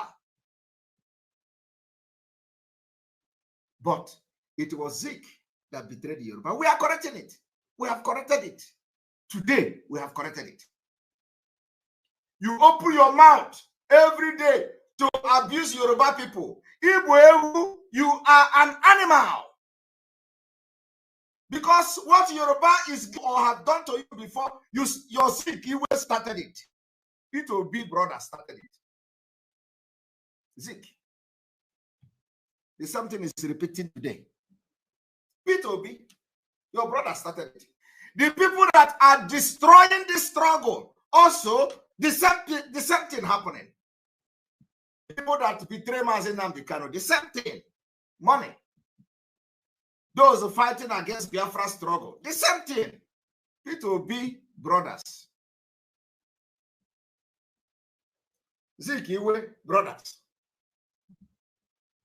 The same thing. Money, money, money, money.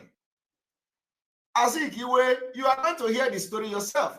You see, I don't want you to feel, that, okay, this is it. No. If you are a Biafran today and you are genuine, you are exempted from this particular attack this evening. Completely exempted. You are a Biafran.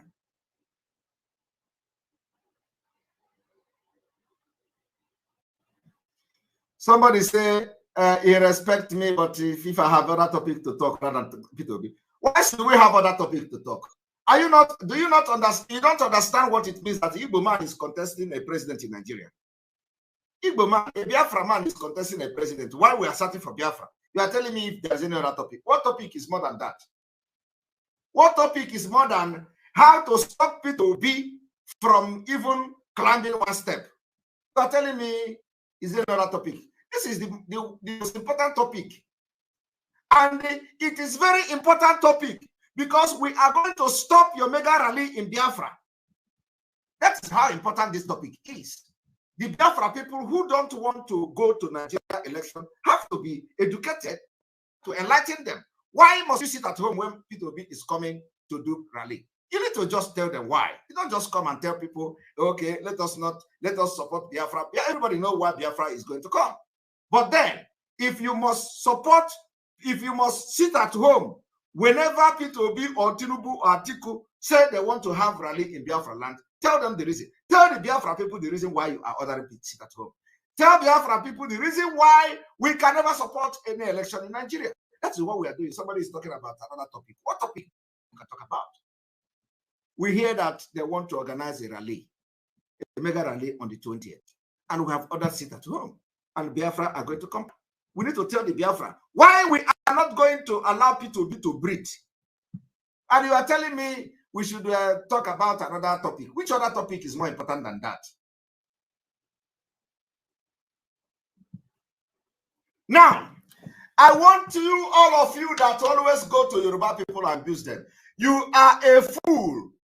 Don't abuse Yoruba because your Zik, you betrayed the Yorubas. It was Igbo man that betrayed Yoruba Zik Iwe. And that is why we are calling a spade a spade. He doesn't represent us. That is not who we are. Zik is a corrupt person and is a corrupt person. Today, the people in the struggle are also corrupt. That is why they are working with Soludo to kill their own commanders. But that was then. It is no longer possible again. And they deceive you to call Yoruba people betrayer. Did you know this one? Any of you that open your mouth again and abuse Yoruba, God will punish you. Because before Awolowo betrayed Ojoko, Zik betrayed Awolowo. Zik betrayed the Yoruba people.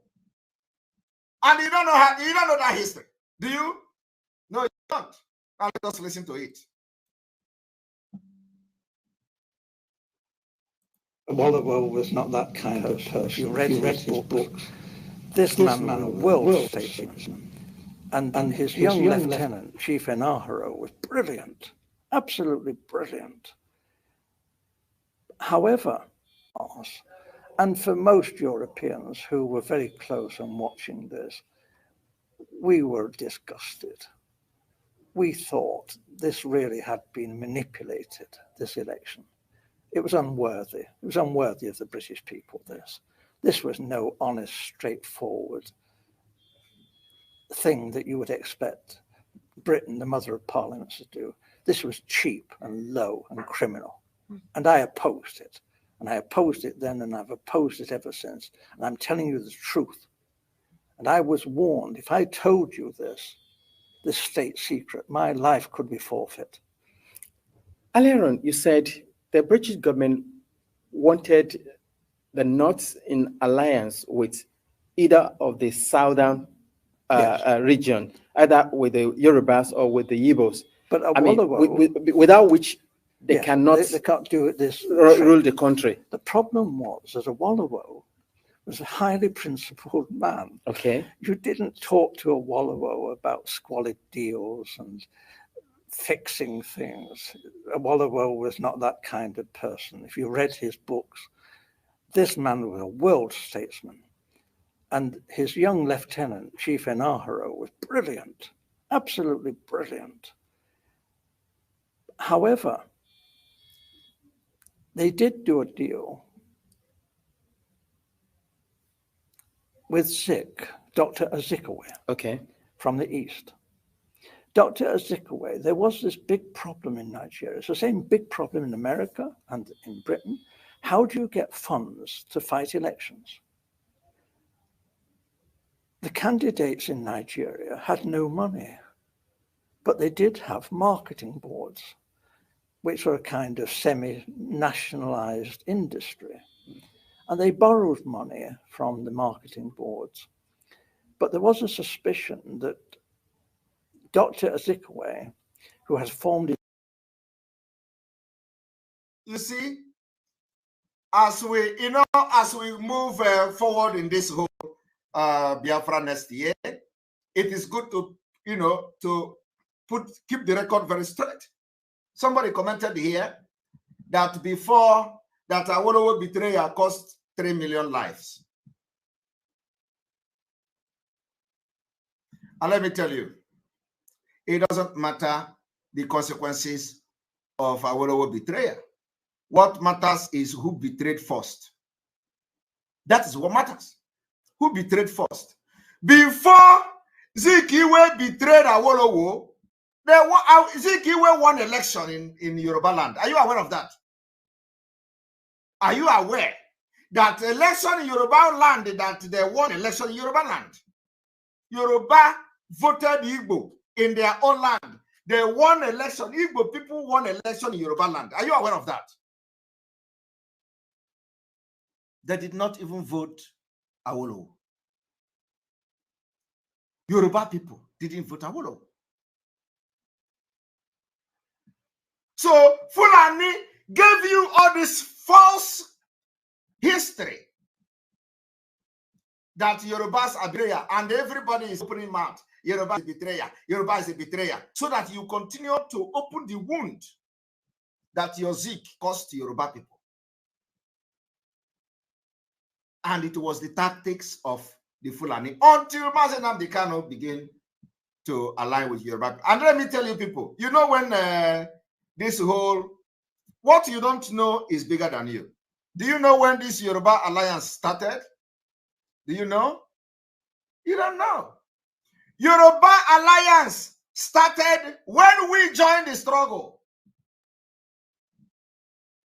Let me give you a little secret. Are you aware of that? Are you aware that Yoruba alliance with Biafra today, with Mazi Nnamdi Kanu, started when we joined the COVID-19 as they call us? Are you aware of that? Are you going to doubt that it is not true? Are you going to say it is a lie? Alliance of Yoruba and Biafra started when we joined the struggle. Do you know how that happened? You don't know. You don't know. Ask yourself, while Mazi Nnamdi Kanu was with these idiots and criminals, they never facilitated to solve the problem between us and the Yoruba. It was when COVID-19 people joined the struggle that will become alliance. You don't know how it happened. We didn't stop there. Today, we are building alliances everywhere. Everywhere.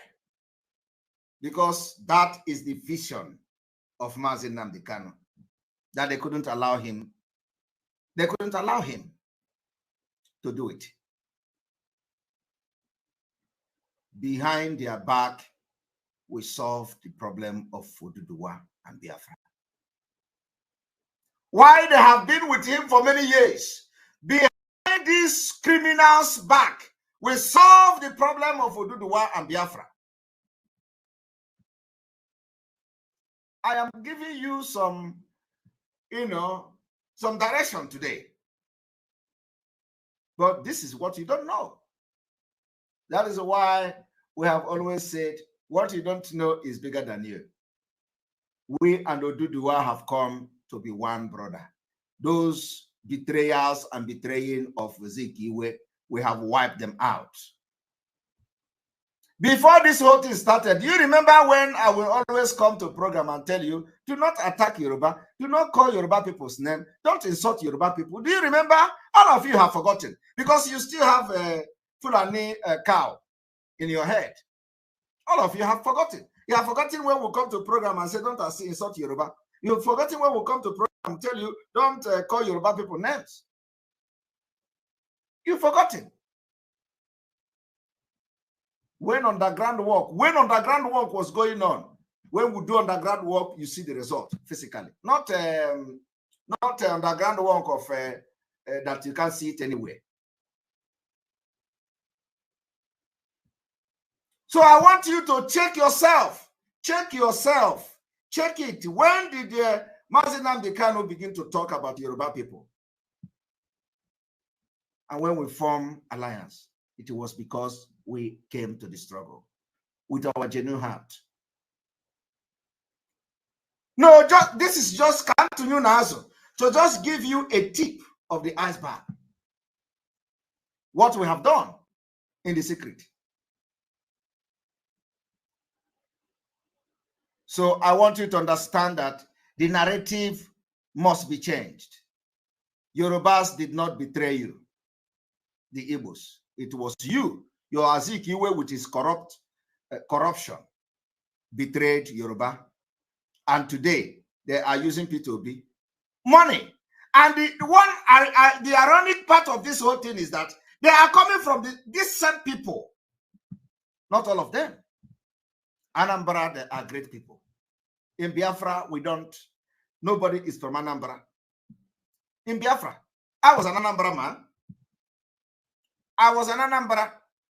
So everybody is from Anambra. When you are from the old Enugu state, Ebonyi state and all that, you are an Anambra man. We are all the same. And in Biafra, as this agitation is concerned, nobody is Anambra. We are all Biafrans. But just if we go back to the root, the fundamental problem of the Igbos, it is coming from this Anambra, which is I was part of it.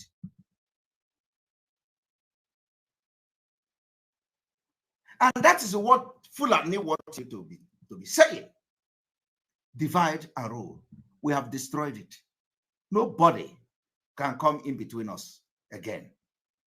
Not possible. Not while you are in, not while you have Biafra in you. Maybe as a Nigerian, you can be talking of Anambra and Imo, but not a Biafra struggle. In Biafra struggle, what we are is we are Biafrans. When Biafra come, we are going to know which province you come from, as the case may be. So let us listen.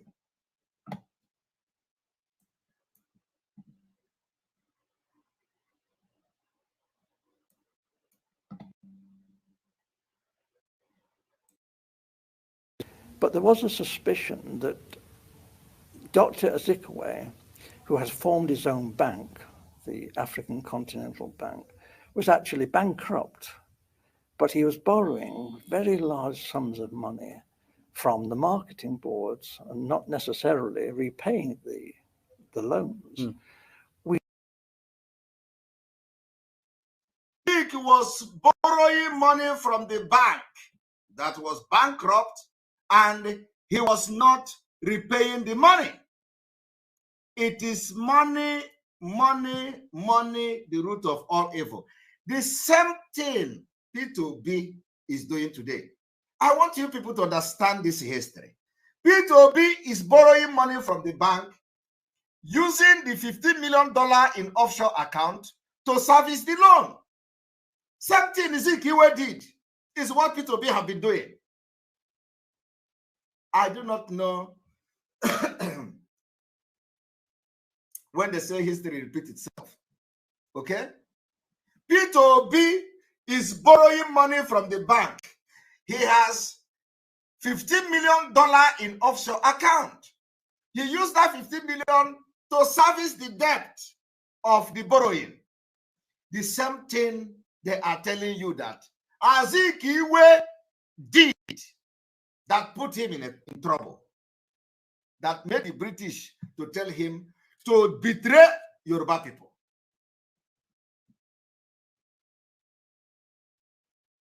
Today, P2B is not betraying Yoruba. P2B is not betraying Hausa. P2B is betraying Biafra. That is the only difference. Then it was one Nigeria. Then it was the North and South. Today, it is no longer like that. The difference is that today, P2B has come to betray Biafra. And we are not going to allow, because our brain is hot. That is why this particular analysis today is deep.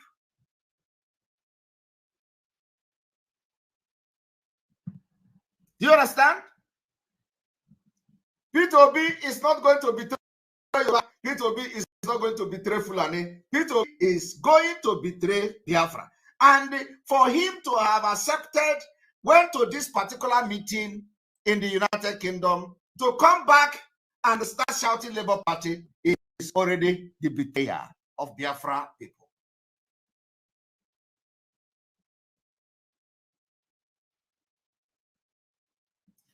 Let us even read.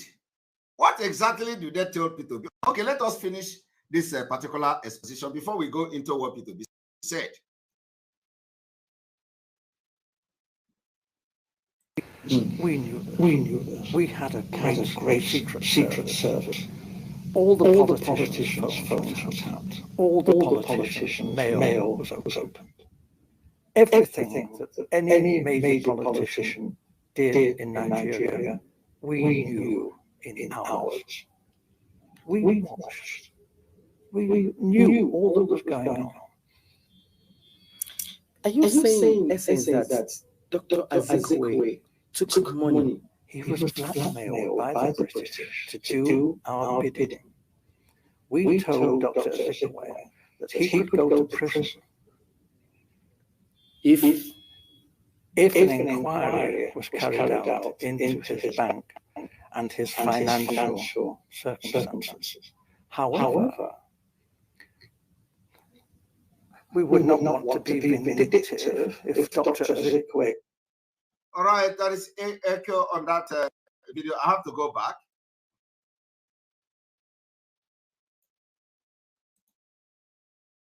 We knew this. We had a great secret service. All the politicians' phones were tapped. All the politicians' mail was opened. Everything that any major politician did in Nigeria, we knew in hours. We watched. We knew all that was going on. Are you saying, in essence, that Dr. Ezekwe took money? He was blackmailed by the British to do our bidding. We told Dr. Ezekwe that he could go to prison if an inquiry was carried out into his bank and his financial circumstances. However, did you hear that? That Ezekwe was blackmailed, threatened that he would go to prison if an inquiry were opened into his banks and financial transactions. He would go to prison. The same thing is happening with P2B. P2B have had a very big controversy in the Pandora paper. P2B boasted how he was raising £1 million in overdraft or whatever, back as 19, whatever. P2B boasted how he was doing this and doing that. P2B boasted how he invested Anambra State money, and that money was invested in the bank, which he was the director.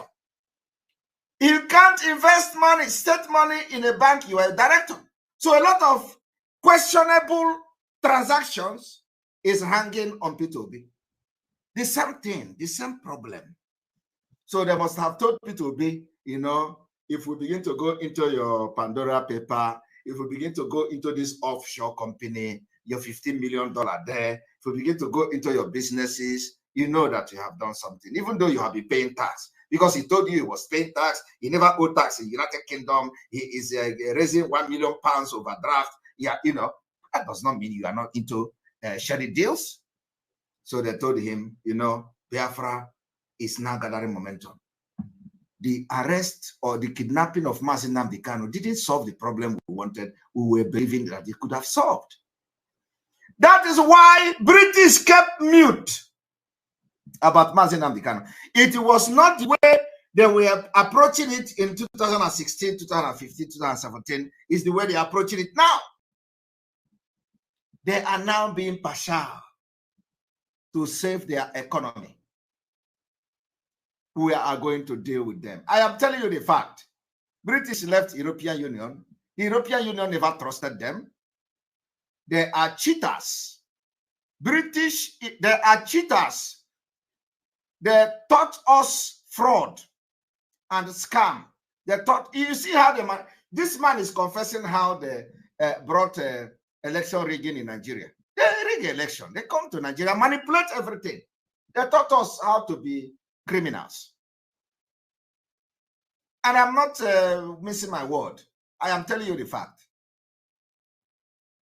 So, what deal did P2B have with them that made him to now come for Biafra? Instead of Biafra will come and contest. Let us drag you. Let us drag Biafra to this election. 4 years is a very big number.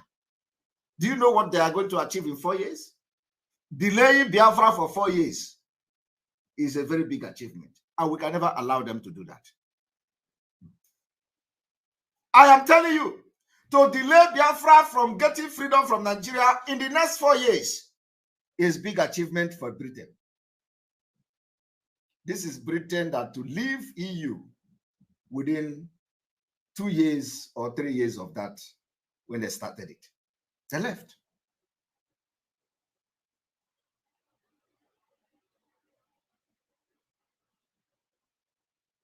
I am telling you the fact.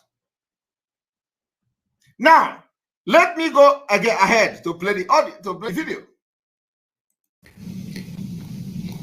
we would not want to be vindictive if Dr. Ezekwe was cooperative in helping forward the plans that we had made in the best interests of Nigeria.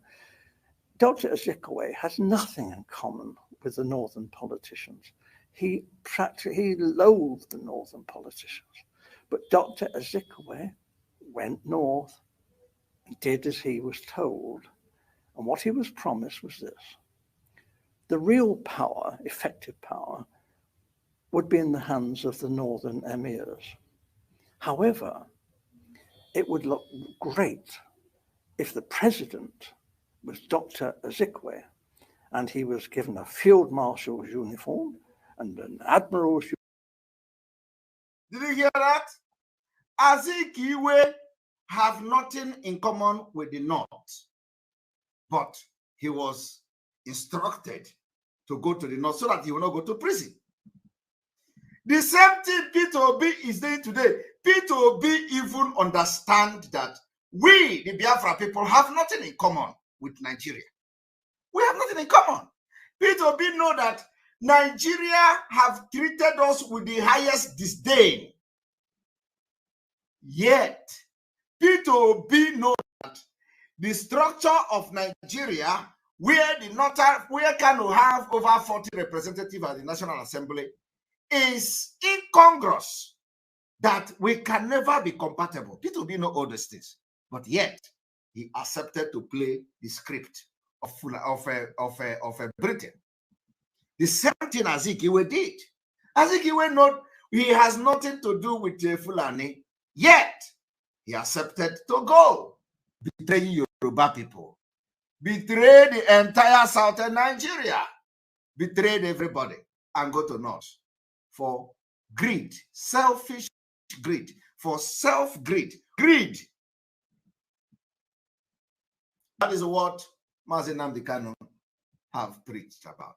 Mazi Nnamdi Kanu say, those of you 100 men, that is not greed. That is not jealous. That is pure. What you see happening today, P2B, is greed. Greed to protect his own interest, protect his own business, protect his own whatever he is doing. Only God knows what they have told him while he visited this particular place. Only God knows. We are going to read the report, but let us listen.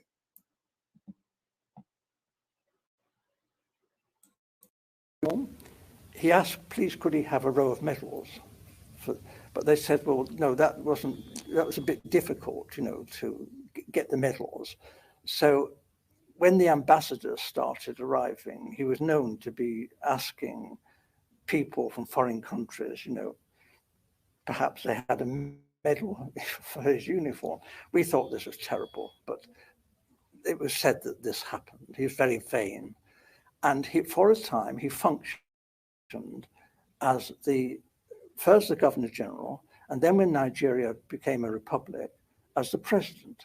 But he had no power. And when he did try to tell the army, he said, I'm the field marshal, the army has got to do this. They said, hey, you're just a ceremonial figure. You have no power. The Prime Minister, Balewa, gives us our orders. So there was a feeling then that there was going to be trouble. And then it was because the Awolowo and the Action Group had become the official opposition. What we British wondered. Did you hear that? They told Zik, they are going to make you this and make you that, and they want to try to show his power. They told him, you have no power. You can't order us to do anything. Tafawa Balewa, the Fulani man, is the prime minister, and he have the power to control us. There, Zik know that he has misfired. Zik know that he has fucked up. Big time. He become a ceremonial, whatever they call him. Ceremonial. I think he was the only ceremonial. After Zik ceremonial, There were never any other ceremonial in Nigeria. Did you hear of any other ceremonial in Nigeria? I want to ask you a question. Go to the history of Nigeria. After Zik ceremonial, whatever, is there any other person in the history of Nigeria that was given a position, and the position was ceremonial? I am asking you. Is there anybody? Answer me. Answer me. Zik was so desperate, just like Peter Obi. Nobody else was attached to a ceremonial to his title. Zik Iwe was ceremonial. He sold the southern Nigeria, betrayed Yoruba people, betrayed Awolowo to become a ceremonial nonsense. After him, nobody was, addressed as a ceremonial. Somebody say Osibajo. Hi, somebody say Osibajo is a ceremonial. No, Osibajo is not a ceremonial. Osibajo is not a ceremonial. Osibajo is not a ceremonial. Zik Iwe is a ceremonial. Osibajo is not a ceremonial, please. Oh my God.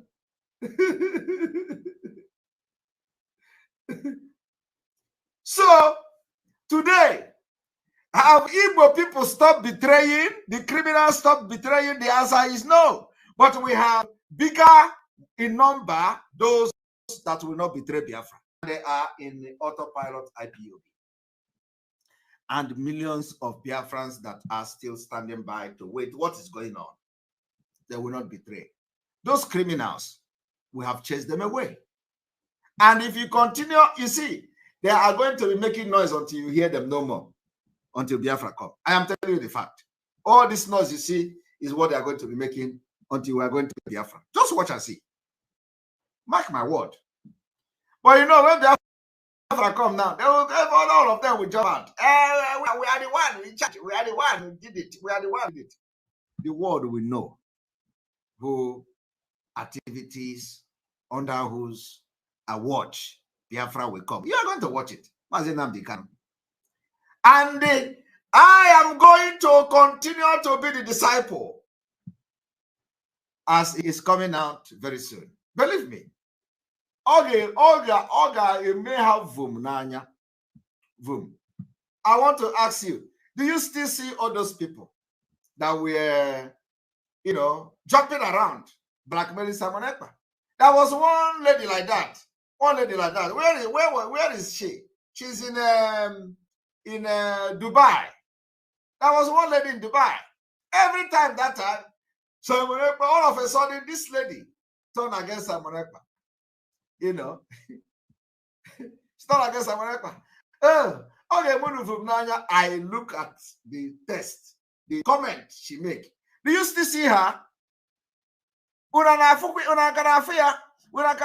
lady from Dubai. He disappeared. Or she disappeared. Or disappeared. And when she disappeared, you people didn't even know that she have disappeared. Okoha and you go pee. That time she was running from here and there. This is person that, all of them came running around Simon. Today, Unakanafia, that time she was everywhere. Simon, you see this one. Oh, Kano is this. Oh, the family of this. Everywhere. Do you see her again? She is gone. That is how they are going to be falling off. Today we are waxing stronger. They are nowhere to be found. Do you still remember the other one in Italy? The one who always go from one platform to another, shouting, Simon Ekpa is this, Simon Ekpa is that. Do you still see that one? That one is a male. Are you not asking yourself question, where is that one that is in Italy? I want to, you see, I want you people to know that I am keeping record too. I am keeping record. Just to give you an example of how betrayers operate. That one in Italy that was going from one platform to another. Any place you see someone, they talk Simon Ekpa, bam! He is there shouting. Do you still hear from him? Their voice, their volume is going down. Their volume is going down. The battery is going down. Okay? No, I just want people to understand, that they have never been here more. The volume is going down. They have been fighting Ikuku. They fight Ikuku. They blackmail Ikuku. Today, their volume is going down. For how long will you continue to run mad on social media? Shouting and shouting and shouting, and you are not making progress in whatever you are doing. You're not making progress in your shouting. You go to one platform, 2 people are watching you there. You will shout to Simon Ekpa, we will expose you, we will expose this man. Simon Ekpa has become what did I say? Somebody says Simon Ekpa has become principality. Say Simon Ekpa has become principality. That for you to defeat, they have been figuring a way how to defeat Simon Ekpa. That they have found out. So one person told them that he has found out that Simon Ekpa has become a principality. Okay? Today, the story have changed. Because we are genuine. We are not betrayer. Now let us continue. How could we win another election without the British counting the votes? There could not be another proper run election without us there. We knew what we were doing. We were just helping things along. We were doing what the British do, favouring our friends and looking after our own and repaying favours. We don't call that corruption. Right. I mean, in essence, what Dr. Azikiwe did, it was forced by the British government to do it. Yeah. Collecting money from the marketing board then. Yeah. So if any politician here in the United Kingdom tried to do that, be in jail. It will be in jail. So why did the British government? Did you hear that? British government forced Zikiwe to be collecting money. Collecting money. The same thing the Nigerian government is doing to all these politicians in the southeast. If they want position, they make them collect money. They allow them to loot the money, and they will be waiting for them. Anything they do, they are coming after them. Once they do PIM, they come after them. Britain taught Fulani how to use money to hold Ndigbo. That is why P2B is jumping from pillar to pole. But we are going to tell him that the generation of Ndigbo that we are part of are not their type. We are not the money monger Ndigbo. Of course, you have them in the struggle that we have destroyed them. We have destroyed them. Now they are following Soludo. And Soludo exposed them. They are running helter-skelter.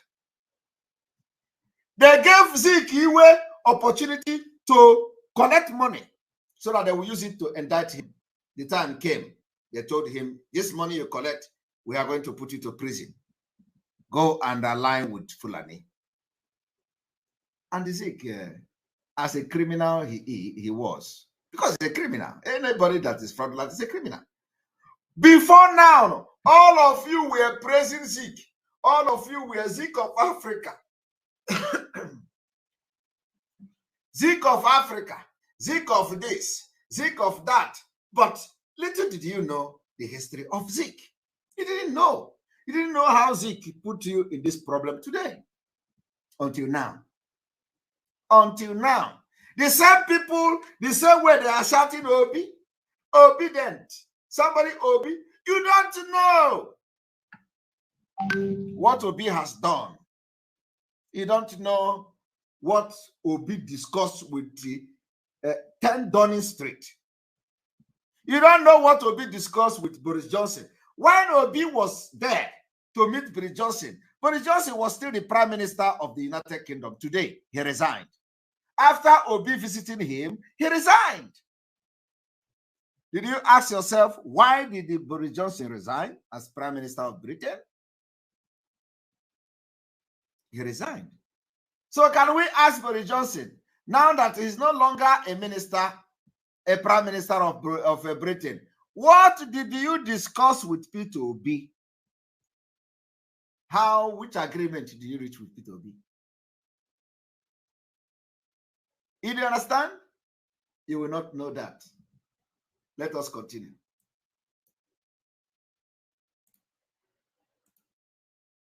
Here in the United Kingdom, tried to do that. Be in jail. It will be in jail. So why did the British government refuse to take action? Because or comment on if we nipped it in the bud, because we knew it was happening, it was even happening in, let me be fair, in the West with the Wallowo.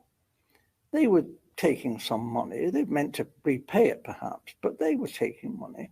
And I would have said, issue a warning now and say, you know, you've got to behave, because if this is allowed to go on, it'll be a major offense. However, before they actually ran the 1959 election, they needed money for the North and for the NCNC, Dr. Zick, to fight the election. So what they did, my senior officer, Major Bunker, went around, was ordered by the Governor General to go to all the major British firms and international firms, Ford, UAC, Leventis, all these firms, and raise money for a slush fund to enable Chief Okoti Igbo, together with the North, to fight the 1959 elections. The North got most of their money from the native authorities. This was looked on by the British as being okay. This wasn't corrupt because we were friends of the North. And if they tried this in the West or in the East, we might have said this was corruption. But because it happened in the North, the native authorities, public money, was poured into the government party, the NPU. So this obviously was a terrible fiddle. We were discriminating against the Southern politicians in favor of these Northern emirs. What we saw was that this would not be the first act of treachery. They would have to smash the action group because the action group was strong. And in a fresh election, they would be sure to win. They were pretty honest and regular guys. And a lot of the British quite admired Awolowo for his brain power. And they admired Chief Inahro, who was a bit cheeky and young and spirited.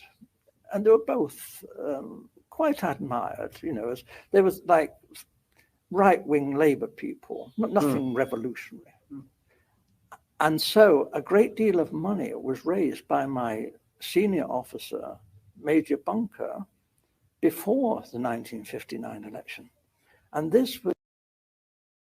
Now, let us go to read the report. After Peter Obi visited the United Kingdom to replicate Zikiwe, I want us to go and read so that your eyes will open. Here we go. I want you to listen and listen very attentively. Peter Obi visits UK Prime Minister residence. Presidential aspirant Peter Obi on Monday was at the residence of the UK Prime Minister, number 10 Downing Street. He shared photos from the visit on Twitter saying, "I just arrived at number 10 Downing Street, London, for a meeting, ran into Lord Mallard of Ostock, full of women as usual." Look at him. Look at him. I just arrived. Look at him. Look at Peter Obi doing what Azikiwe did that ended up becoming a disaster to us in Nigeria. Look at it. Look at him. Now, Obi is visiting the UK ahead of his party pressure primaries. That was before PDP primaries. Details of his meeting was not made public. Details of his meeting was not made public. Obi is having a secret meeting with British. The secret meeting is not different from what you have just heard about Zikiwe. That is all what it's all about. If Obi is, let him come and tell you what is the content on the topic of discussion with the British government. Meanwhile, the People's Democratic Party PDP has said only elected delegates will vote at the coming primary and national convention. This is in accordance with the provision of the section 84(8) of the Electoral Act 2022. The National Organizing Secretary Umar Bature said in a statement on Saturday. And when you look at some of the offices, even in PDP, it has been Fulanized. PDP as a party is already Fulanized. Look at the Organizing National Secretary, Omar Bature. Omar Bature is a Muslim. Is he the most educated person that he should become a secretary of the PDP? The answer is no. As you are watching this broadcast, I want us to hit the like button and let us see 2,000 immediately so that other people will join us, because we still have a little bit time to spend here. Take your few seconds and hit the like button. Let us see 2,000. The announcement come about a week after the National Assembly amended the section to allow statutory delegates vote at party meeting congresses and conventions. These statutory delegates include the president, governors, and lawmakers. During the speedy consideration and passage of the amendment bill, the lawmakers had said the existing section was an error that should be corrected. And this is all this talking this story. To take you now to another report of this P2B coming from the United Kingdom. Hit the like button and let us hit 2,000 at least. Very important. Very important.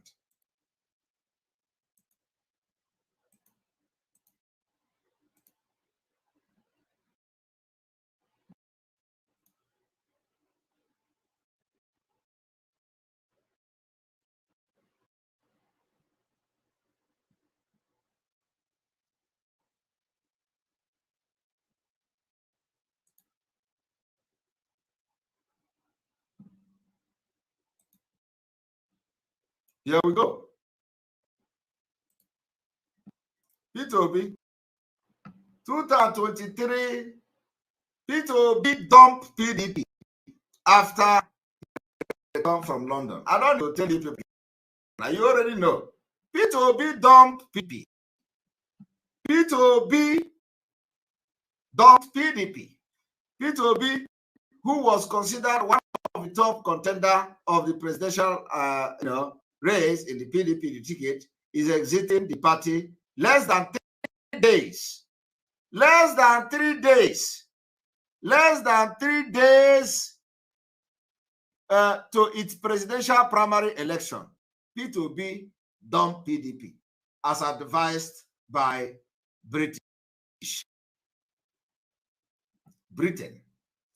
A former Anambra State governor and presidential aspirant P2B has dumped the People's Democratic Party PDP. Mr. Obi, who was considered one of the top contenders for the party presidential ticket, is exiting the party less than 3 days to its presidential primary. The script they gave to him in London, he came and started playing it. An aide to the former governor confirmed his exit from the PDP. He, however, dismissed speculation that Obi is pulling out of the presidential race, too, suggesting that the former governor may contest on another party's platform. He also refused to mention Obi's next move. I can confirm that he, Mr. Obi, has left the PDP, but I cannot confirm that he is no longer in the race. We'll find that out, he said. In a letter seen by the Premium Times and addressed by the party's national chairman, Irochia Ayu, Mr. Obi cited recent development in the party as his reason for leaving. Dated May 24, in the letter with the title, Resignation from PDP, Withdrawal from the Presidential Contest, Mr. Obi noted that the nation challenge are deep-rooted. Do you hear that? The nation challenge are deep-rooted. Yet, he wants to become the president. What does Obi mean by the nation challenges are deep-rooted? If the challenges are deep-rooted, do you have any roadmap or any kind of template how to solve this deep-rooted problem? Unfortunately, recent development within our party make it impossible for me to continue participating and making constructive contribution. Our national challenge are deep-rooted again for some time. Obi confirmed that national challenge is deep-rooted. As Obi, how is he going to solve this deep-rooted challenge? He will not answer you. He will not answer you. The only thing he will do is vote me, vote me, vote me. Let us bring GDP up. Let us bring GDP down. Let us calculate the GDP. Is the GDP, is the deep-rooted problem he is talking about here GDP? No. And they require that we each make profound sacrifice toward rescuing our country. Obi want to rescue his country. Peter Obi want to rescue his country.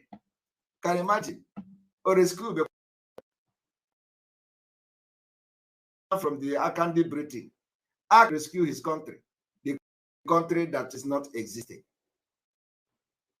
The country that does not exist.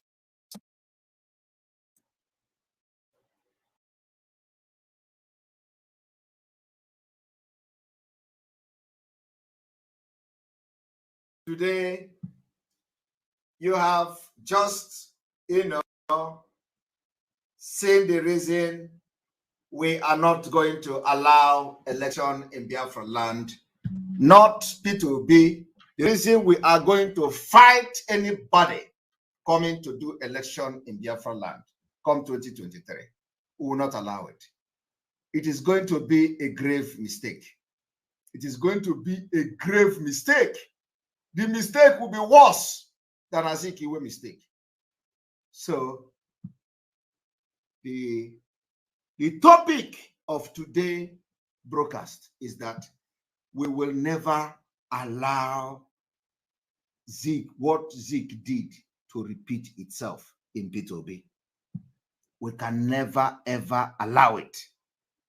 So any day, anybody, be it Zeke, be it Obi, be it Tinubu, be it Atiku, call for sit at home, call for mega rally, we are going to order sit at home, and Biafra will obey us. I want you people to understand that the game have just started. So, and we have trained you to be able to, resist every, like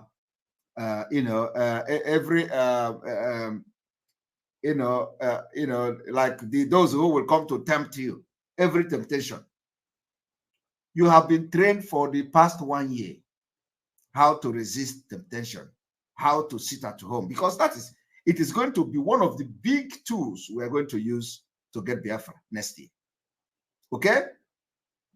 As the political activities is starting very soon, I want Biafrans to understand that as these political activities is starting very soon, you will be ready to also start your own activity of civil disobedience, because we are going to match them. Bomber to bomber. Any day political activity is coming in any part of Biafra will be sit at home.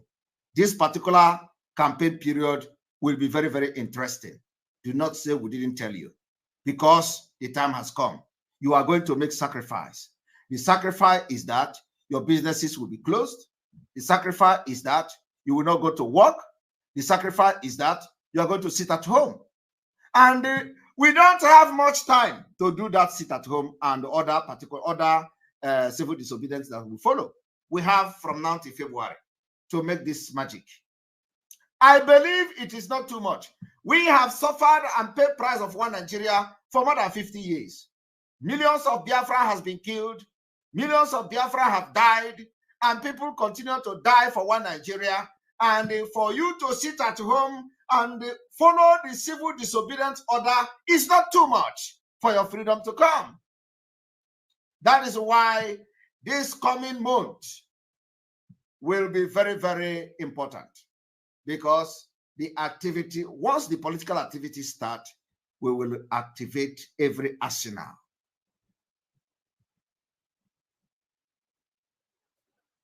To make Biafra come. This program will be run for 3 hours. And for this reason, we are going to take calls. Calls is question. No praising, no nothing. Call me and ask me a question, and let us address you immediately without wasting time. Here we go. This question and answer time. Remember to support Eastern Security Network. Very, very important.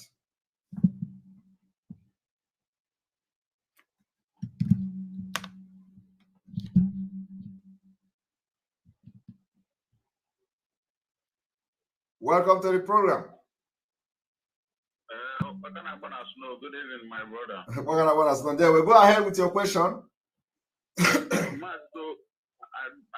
don't have much question to ask, but I want to face you for one thing, please. Go ahead. Mazi, do when do that music in a menokata weekend game, but don't have a try no on your indiro or one asun diro. All right. Noted. Okay, noted. Thank you very much. Thank you very much. All right. Before I pick the next call, let me acknowledge those who have supported us today with their super chat. Very important. You know, they are the people that are supporting this page. Of course, we want to thank you, Juju. Thank you for your super chat. I beg, go and vote P2B. Do something good in life. We can still fight. Who is doing this one? I will not read your this thing. You can go and campaign that in other platform, not here. Right? But thank you for your super chat anyway. Harry Acho Official, thank you very much for your super chat. We appreciate you. We have a lot of work to do, each one of us. Exactly. Africa Confidential, thank you very much for your super chat. We appreciate you. Simon, you are a man of truth. This is why many Yoruba nationalists like me stand firmly with you. Thanks for setting the record straight. Mazinan Bekane himself has said it before as well, which was why he wasn't a fan of Zik. But we know. Thank you very much. Ama Uche, thank you very much for your super chat. We appreciate you. Mari Chukuma, thank you very much for your super chat. We appreciate you. Mari Chukuma has always supported this platform with always $100 and all that. Thank you very much. Simon, we are with you every step of the way. You know road, and we do follow you back to back. Remain blessed. Thank you very much. I appreciate you for that super chat. All right, now we're going to go straight to the phone and welcome and ask your question. Welcome to the program. Hello, good evening, sir. Good evening from here. This is my first time calling. I'm calling from the zoo. Your first time calling. Go ahead with your question. My question is, You know that now we are trying to plan this civil disobedience. Them their own, they will have their own strategy. They will have their own what? They will have their own strategy. They will have their own strategy, which is what? Yes, because there are some youths now that is very, very, as in, they are not thinking well. What are we going to do about those youths? That they will still come out if because there is people that I don't want to listen to me. When the time come, hey, listen to me. When the time come, sit at home and leave other people who want to go out to go out. It's not your business. Don't talk on behalf of any youth here. Talk about yourself. Are you going to sit at home? Sure. So just sit at home and leave other people. You cannot come here and talk about other people, okay? Just talk about yourself. That you yourself, you know you are going to sit at home for Biafra. As simple as that. Don't come here and give opinion of others that what other people want to do because you are not them, okay? Talk about yourself and leave other people. Thank you. All right, Akwaite Etekamba, your word. Thank you very much for your super chat. We appreciate you. And thank you also for joining the membership. We thank you very much for that. We, the indigenous people of Biafra, shall never follow agent obituary to the British mortuary. Biafra independence from slavery. Thank you very much. That's exactly the way it is. You're welcome to the program.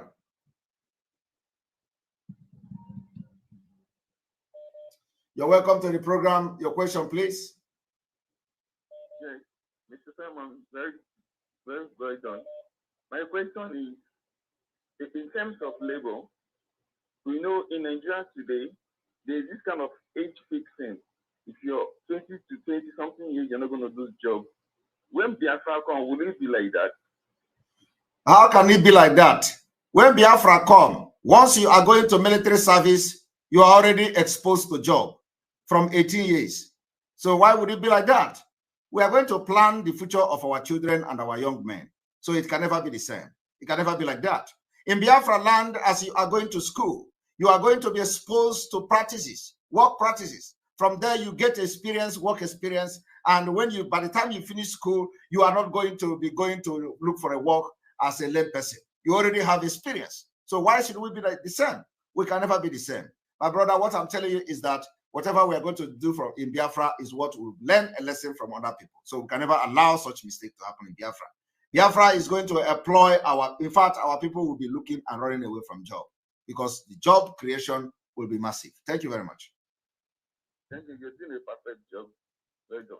Thank you. Welcome to the program. Good evening from here. Hello. Hello, welcome to the program. Go ahead with your question, please. Good evening. Good evening from here. Yeah. Who is answering? Can you stop listening to what you are, your gadget, and listen to your phone? We don't have time for that. Welcome to the program.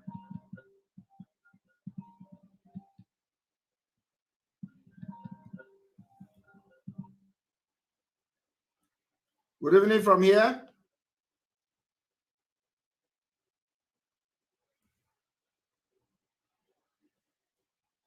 Hello.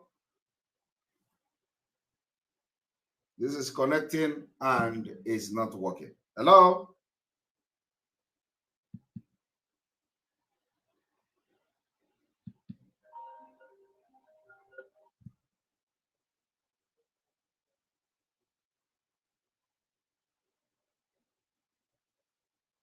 Welcome to the program.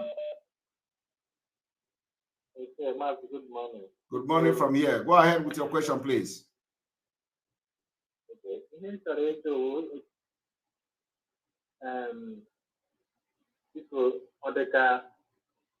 After this war now, because after them now work, I get what the participated in the war. After ịga bịa because onye na-ekwu enwere m aka ọrụ ọnwụ na alụpụta dị ọgụ ịchọghị ịga fọda na amị ọ polis ịchọkwana ịga your handwork that's your handwork kedu onye ahụ dịka ile ya. Of course, nobody is going to force you to be in the army now, but you know the opportunity will be there for you. You know when you are in the army, you'll be respected. Biafra will give you respect. Accord you the highest respect you can think of. So I think it will be joining the army will be very enticing. But those who do not want to join the army, is a free world.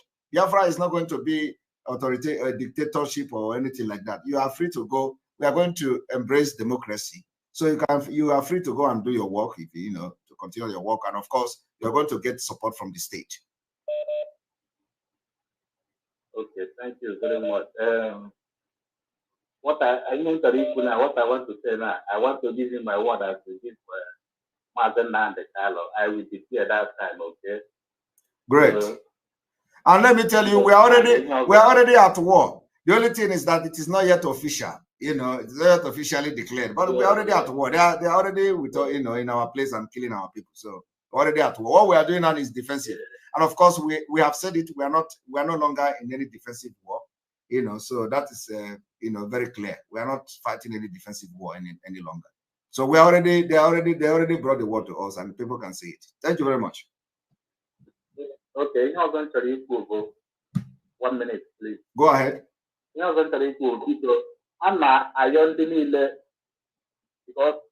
when Martin and the carry the book so some people now because I remember one lady called one day. They provide the medical, one of the things to be in the matter. Because I'm my young minute late that time. Because but that day, during that time, because at least don't even go there. Yeah, don't even go there. Biafrans are ready. So thank you very much, Master. Thank you very much. Thank you. Welcome to the program. Good morning from here.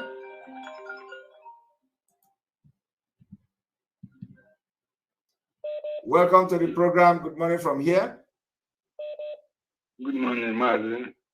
Mazi, please, I want to ask you one question that is bothering me. Go ahead. What I wanted to ask is about transportation in Biafra land. I mean, like Biafra airline, right? When Biafra come, are we going to have all this cut and join transit? Is Biafra airline going to go direct in every country? That is what I wanted to know. What do you mean every country? Like now, in Zoo now, if you want to go Asia, you must come to you must get transit in Europe before going to Asia. No direct flight. You cannot get direct flight because it is an international organized air transportation services. So you don't expect people to travel from Zoo and then going to Asia, depending on Asia. If you are going to Malaysia now, you don't expect that you are going to have a full load of plane from the Zoo going to Malaysia. No. So they have to make sure. No. So what are you asking? Because direct flight. What I'm asking, right? Look at now. Okay, for example, now look at Ethiopia. Look at Ethiopia now. Ethiopian airline now is going almost everywhere. They go direct. They go direct from where? From where to where? Like now, what I'm asking you now, if Biafra come now, will Biafra airline fly from Biafra direct to America, or from Biafra land direct to Australia or to China? That's what I'm trying to ask. The thing your question is not clear because there is no way you can fly from anywhere direct, even from Europe here, direct to America without transiting somewhere. Sometimes you can have direct flight when you have passengers. If the route of that flight is a hot route, a busy route where you have passengers, you can begin to fly direct. But if it's a place where you must transit for people to enter your plane, before you go continue the journey. Of course, it has to be like that. So if we have Biafrans that are going to America, and we can have up to the full load of Biafra airline, so why not? Why? Of course, we'll go direct. Okay, thank you very much. Yes, but I'm just telling you the normal. What is why you see that flight cannot go direct is because you don't expect airlines to go empty to Australia. They cannot go from Nigeria to Australia when only 2 persons will be going to Australia. Okay, it can be that only 2 persons is going to Australia from Nigeria. So they have to transit somewhere for them to take other passengers that are going from that place to Australia. So when they go there, other people will go down and another passengers will enter and they will continue their journey. So, but if you have a direct, if you have a full flight where people are going every time, of course, you go direct. There is no point transiting anywhere. Yeah. My point I'm trying to make. Let us do now, right? That Biafra flight now is going to China, for example. Now, it's going to transit to Europe. But what I mean, I hope it's the same our flight will take from Biafra land. Okay. Of course, that is going to be our target. Okay, but let me tell you, that is going to be our target. But the route, opening route to those places also requires a lot of resources. So of course, it is going to be our target. The Biafra airline will be going all over the world. Like Qatar, you see these Qatar Airlines and all that. So yes, we are going to do that. Yeah, of course. All right, thank you very much, Mazi. Yes. Thank you. Thank you.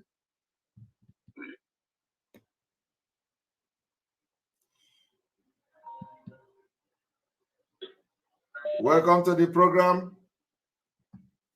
Hello, good evening, Chineke. Good evening, well done. Because I just talk about this guy Yes. That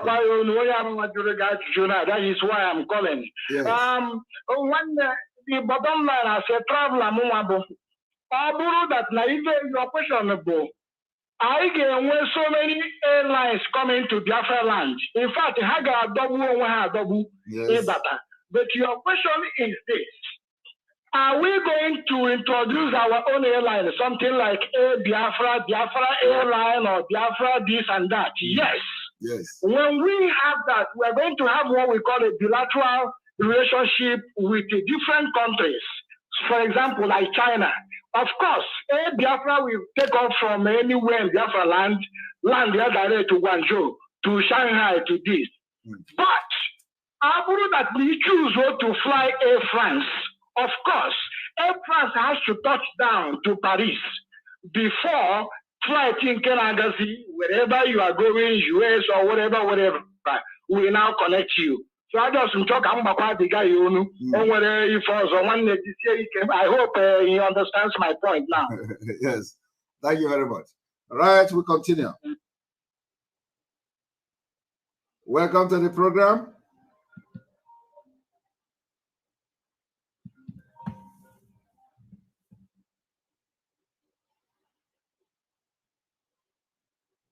Welcome to the program. Hello. All right. We have 6 minutes more to go. Welcome to the program. Yeah, hello. Hello. Please ask your question. Yeah, thank you. Yeah, thank you very much. My question is this. You may decide to answer it, and you may just take it as advice. Okay. If you like. Now we understand exactly what is going on right now in the coastal region. You will understand clearly that the caliphate is setting up an army in the coastal region. Yes. Now, I remember that before Nadikano was kidnapped, a lot of activities were going on to the fact that even the Hausas were calling in and contributing in the program.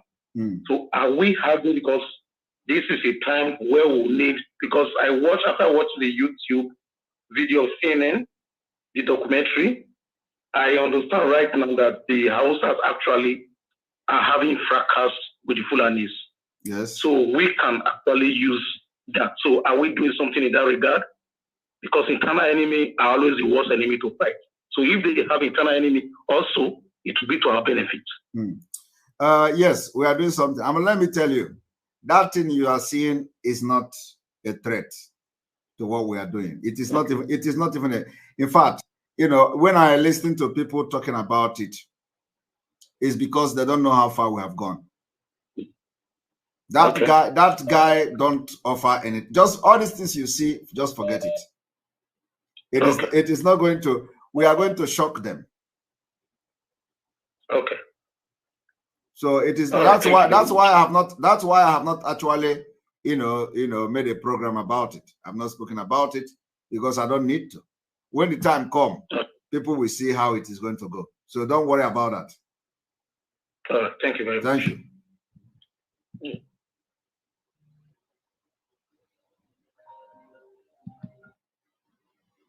Welcome to the program. Good evening, Sam. Good evening from here. Yeah. Please, my question is, if you check the news, many of these countries in Europe are counting Nigeria as one of the 4 countries where they will get oil and gas to replace Russia. But we are being killed. Some of them don't want to say anything. Are we going to allow this oil to be to them when we are?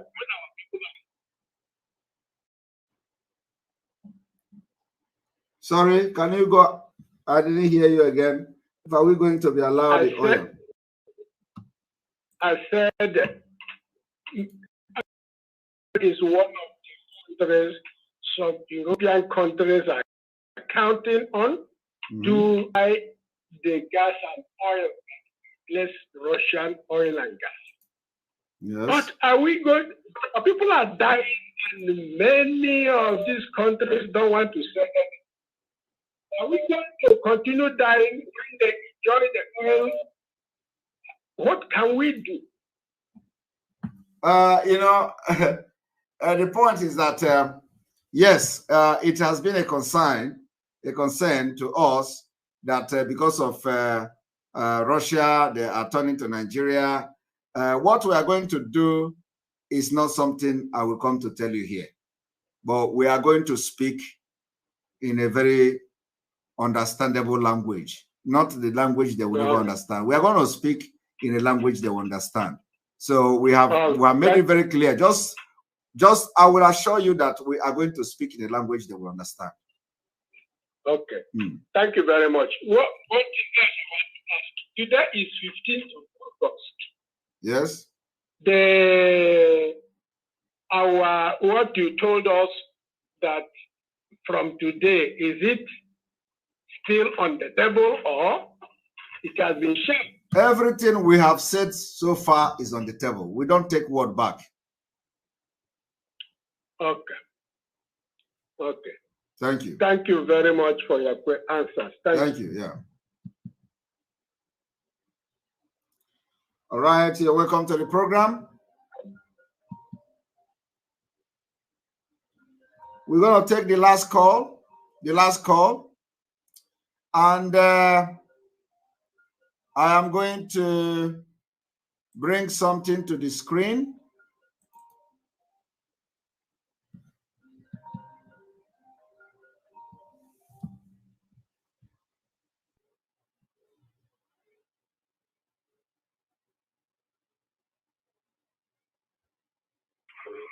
Yes, welcome to the program.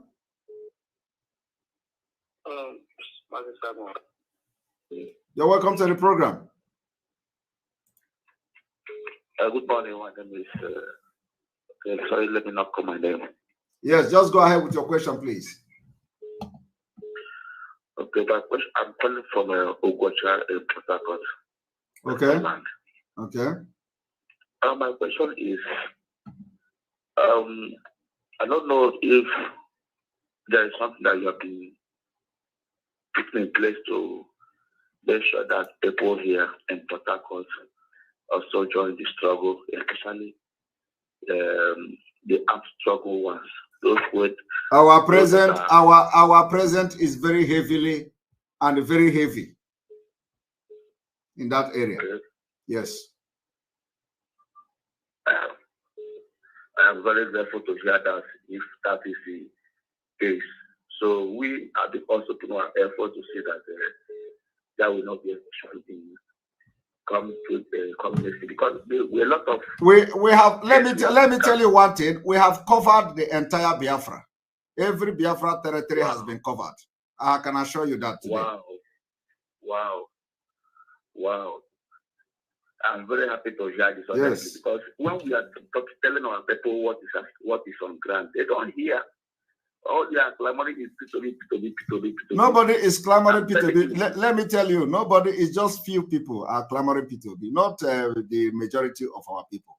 And that is why we are going to continue to enlighten them and know that whenever any political rally comes, we are going to display that nobody is talking about them. And it is going to happen in Imo State for a start. Okay. Thank you very much. All right. Thank God continues to be with you. Thank you very much. Amen. All right. We are ending the program today, and I want you to look at what you see here. This thing you are seeing here is a handmade, a handcrafted ESN dragon flag by Mwada, Madam Judith. And she made this with a very high quality materials. So this is for the next ESN fundraising. The highest donor will get this particular dragon flag. It's a special dragon flag. It's a special handmade dragon flag by Judith, crafted with 3D design. So the highest donor will get and take this dragon flag home, and the thing will be posted to the person, and you are going to hang it in your house or in your office. As you know, when you look at it, you know you have contributed very well in the coming fundraising for Eastern Security Network. The highest donor will take it home. So this is a very good development. We are, adding spices, to this particular awareness we are creating. And the next fundraising, the highest donor will take this Biafra and the ESN dragon flag home. So once that happens, you will be contacted, and this particular high quality, handmade, handcrafted dragon flag will be sent to you by mail. Thank you very much. As you remember to come to the next fundraising, we're going to make the flyer very soon, and the people will know the date is the 27th of this month. The 27th of this month is the next fundraising. Very, very important. Mark it down, but before then, we want you to be supporting the ESN every day as you can on the website. You go there, www.ipobinusa.org/donate. Very important that you are part of this. We are going to continue this particular exposition tomorrow, again, with a new topic. Thank you. God bless Mark for your super chat. We appreciate you. My brother who is interested in airline, let him invest heavily in the airline so it can be big enough. Exactly. Anthony, great. Thank you very much for your super chat. We appreciate you. We love you, MSA. We love you too. All right, the time is already 3:44 a.m. here. And these days, I sleep only a few hours. And I am working tomorrow. On this note, I say, may God bless you. May God bless Biafra. May God bless Mazinam Kano. May God bless Eastern Security Network. May God bless our Omada. May God bless our autopilot, IPOB media team. And I will never forget. May God bless on the Igbo. May God bless all Oduduwa and Yorubas agitators. And again, I will never forget, yesterday, somebody called my attention on may God bless the husband of Umada, that I have been always saying, may God bless Umada. What about the husband of Umada? Or have I collected all the Umada and abandoned their husband? So I am going to say also, may God bless the husband of Umada, so that peace will reign. They say, I have been saying, may God bless Umada. What about the husband of Umada? So, Umada husband, may God bless all of you. From here, from me, is good evening.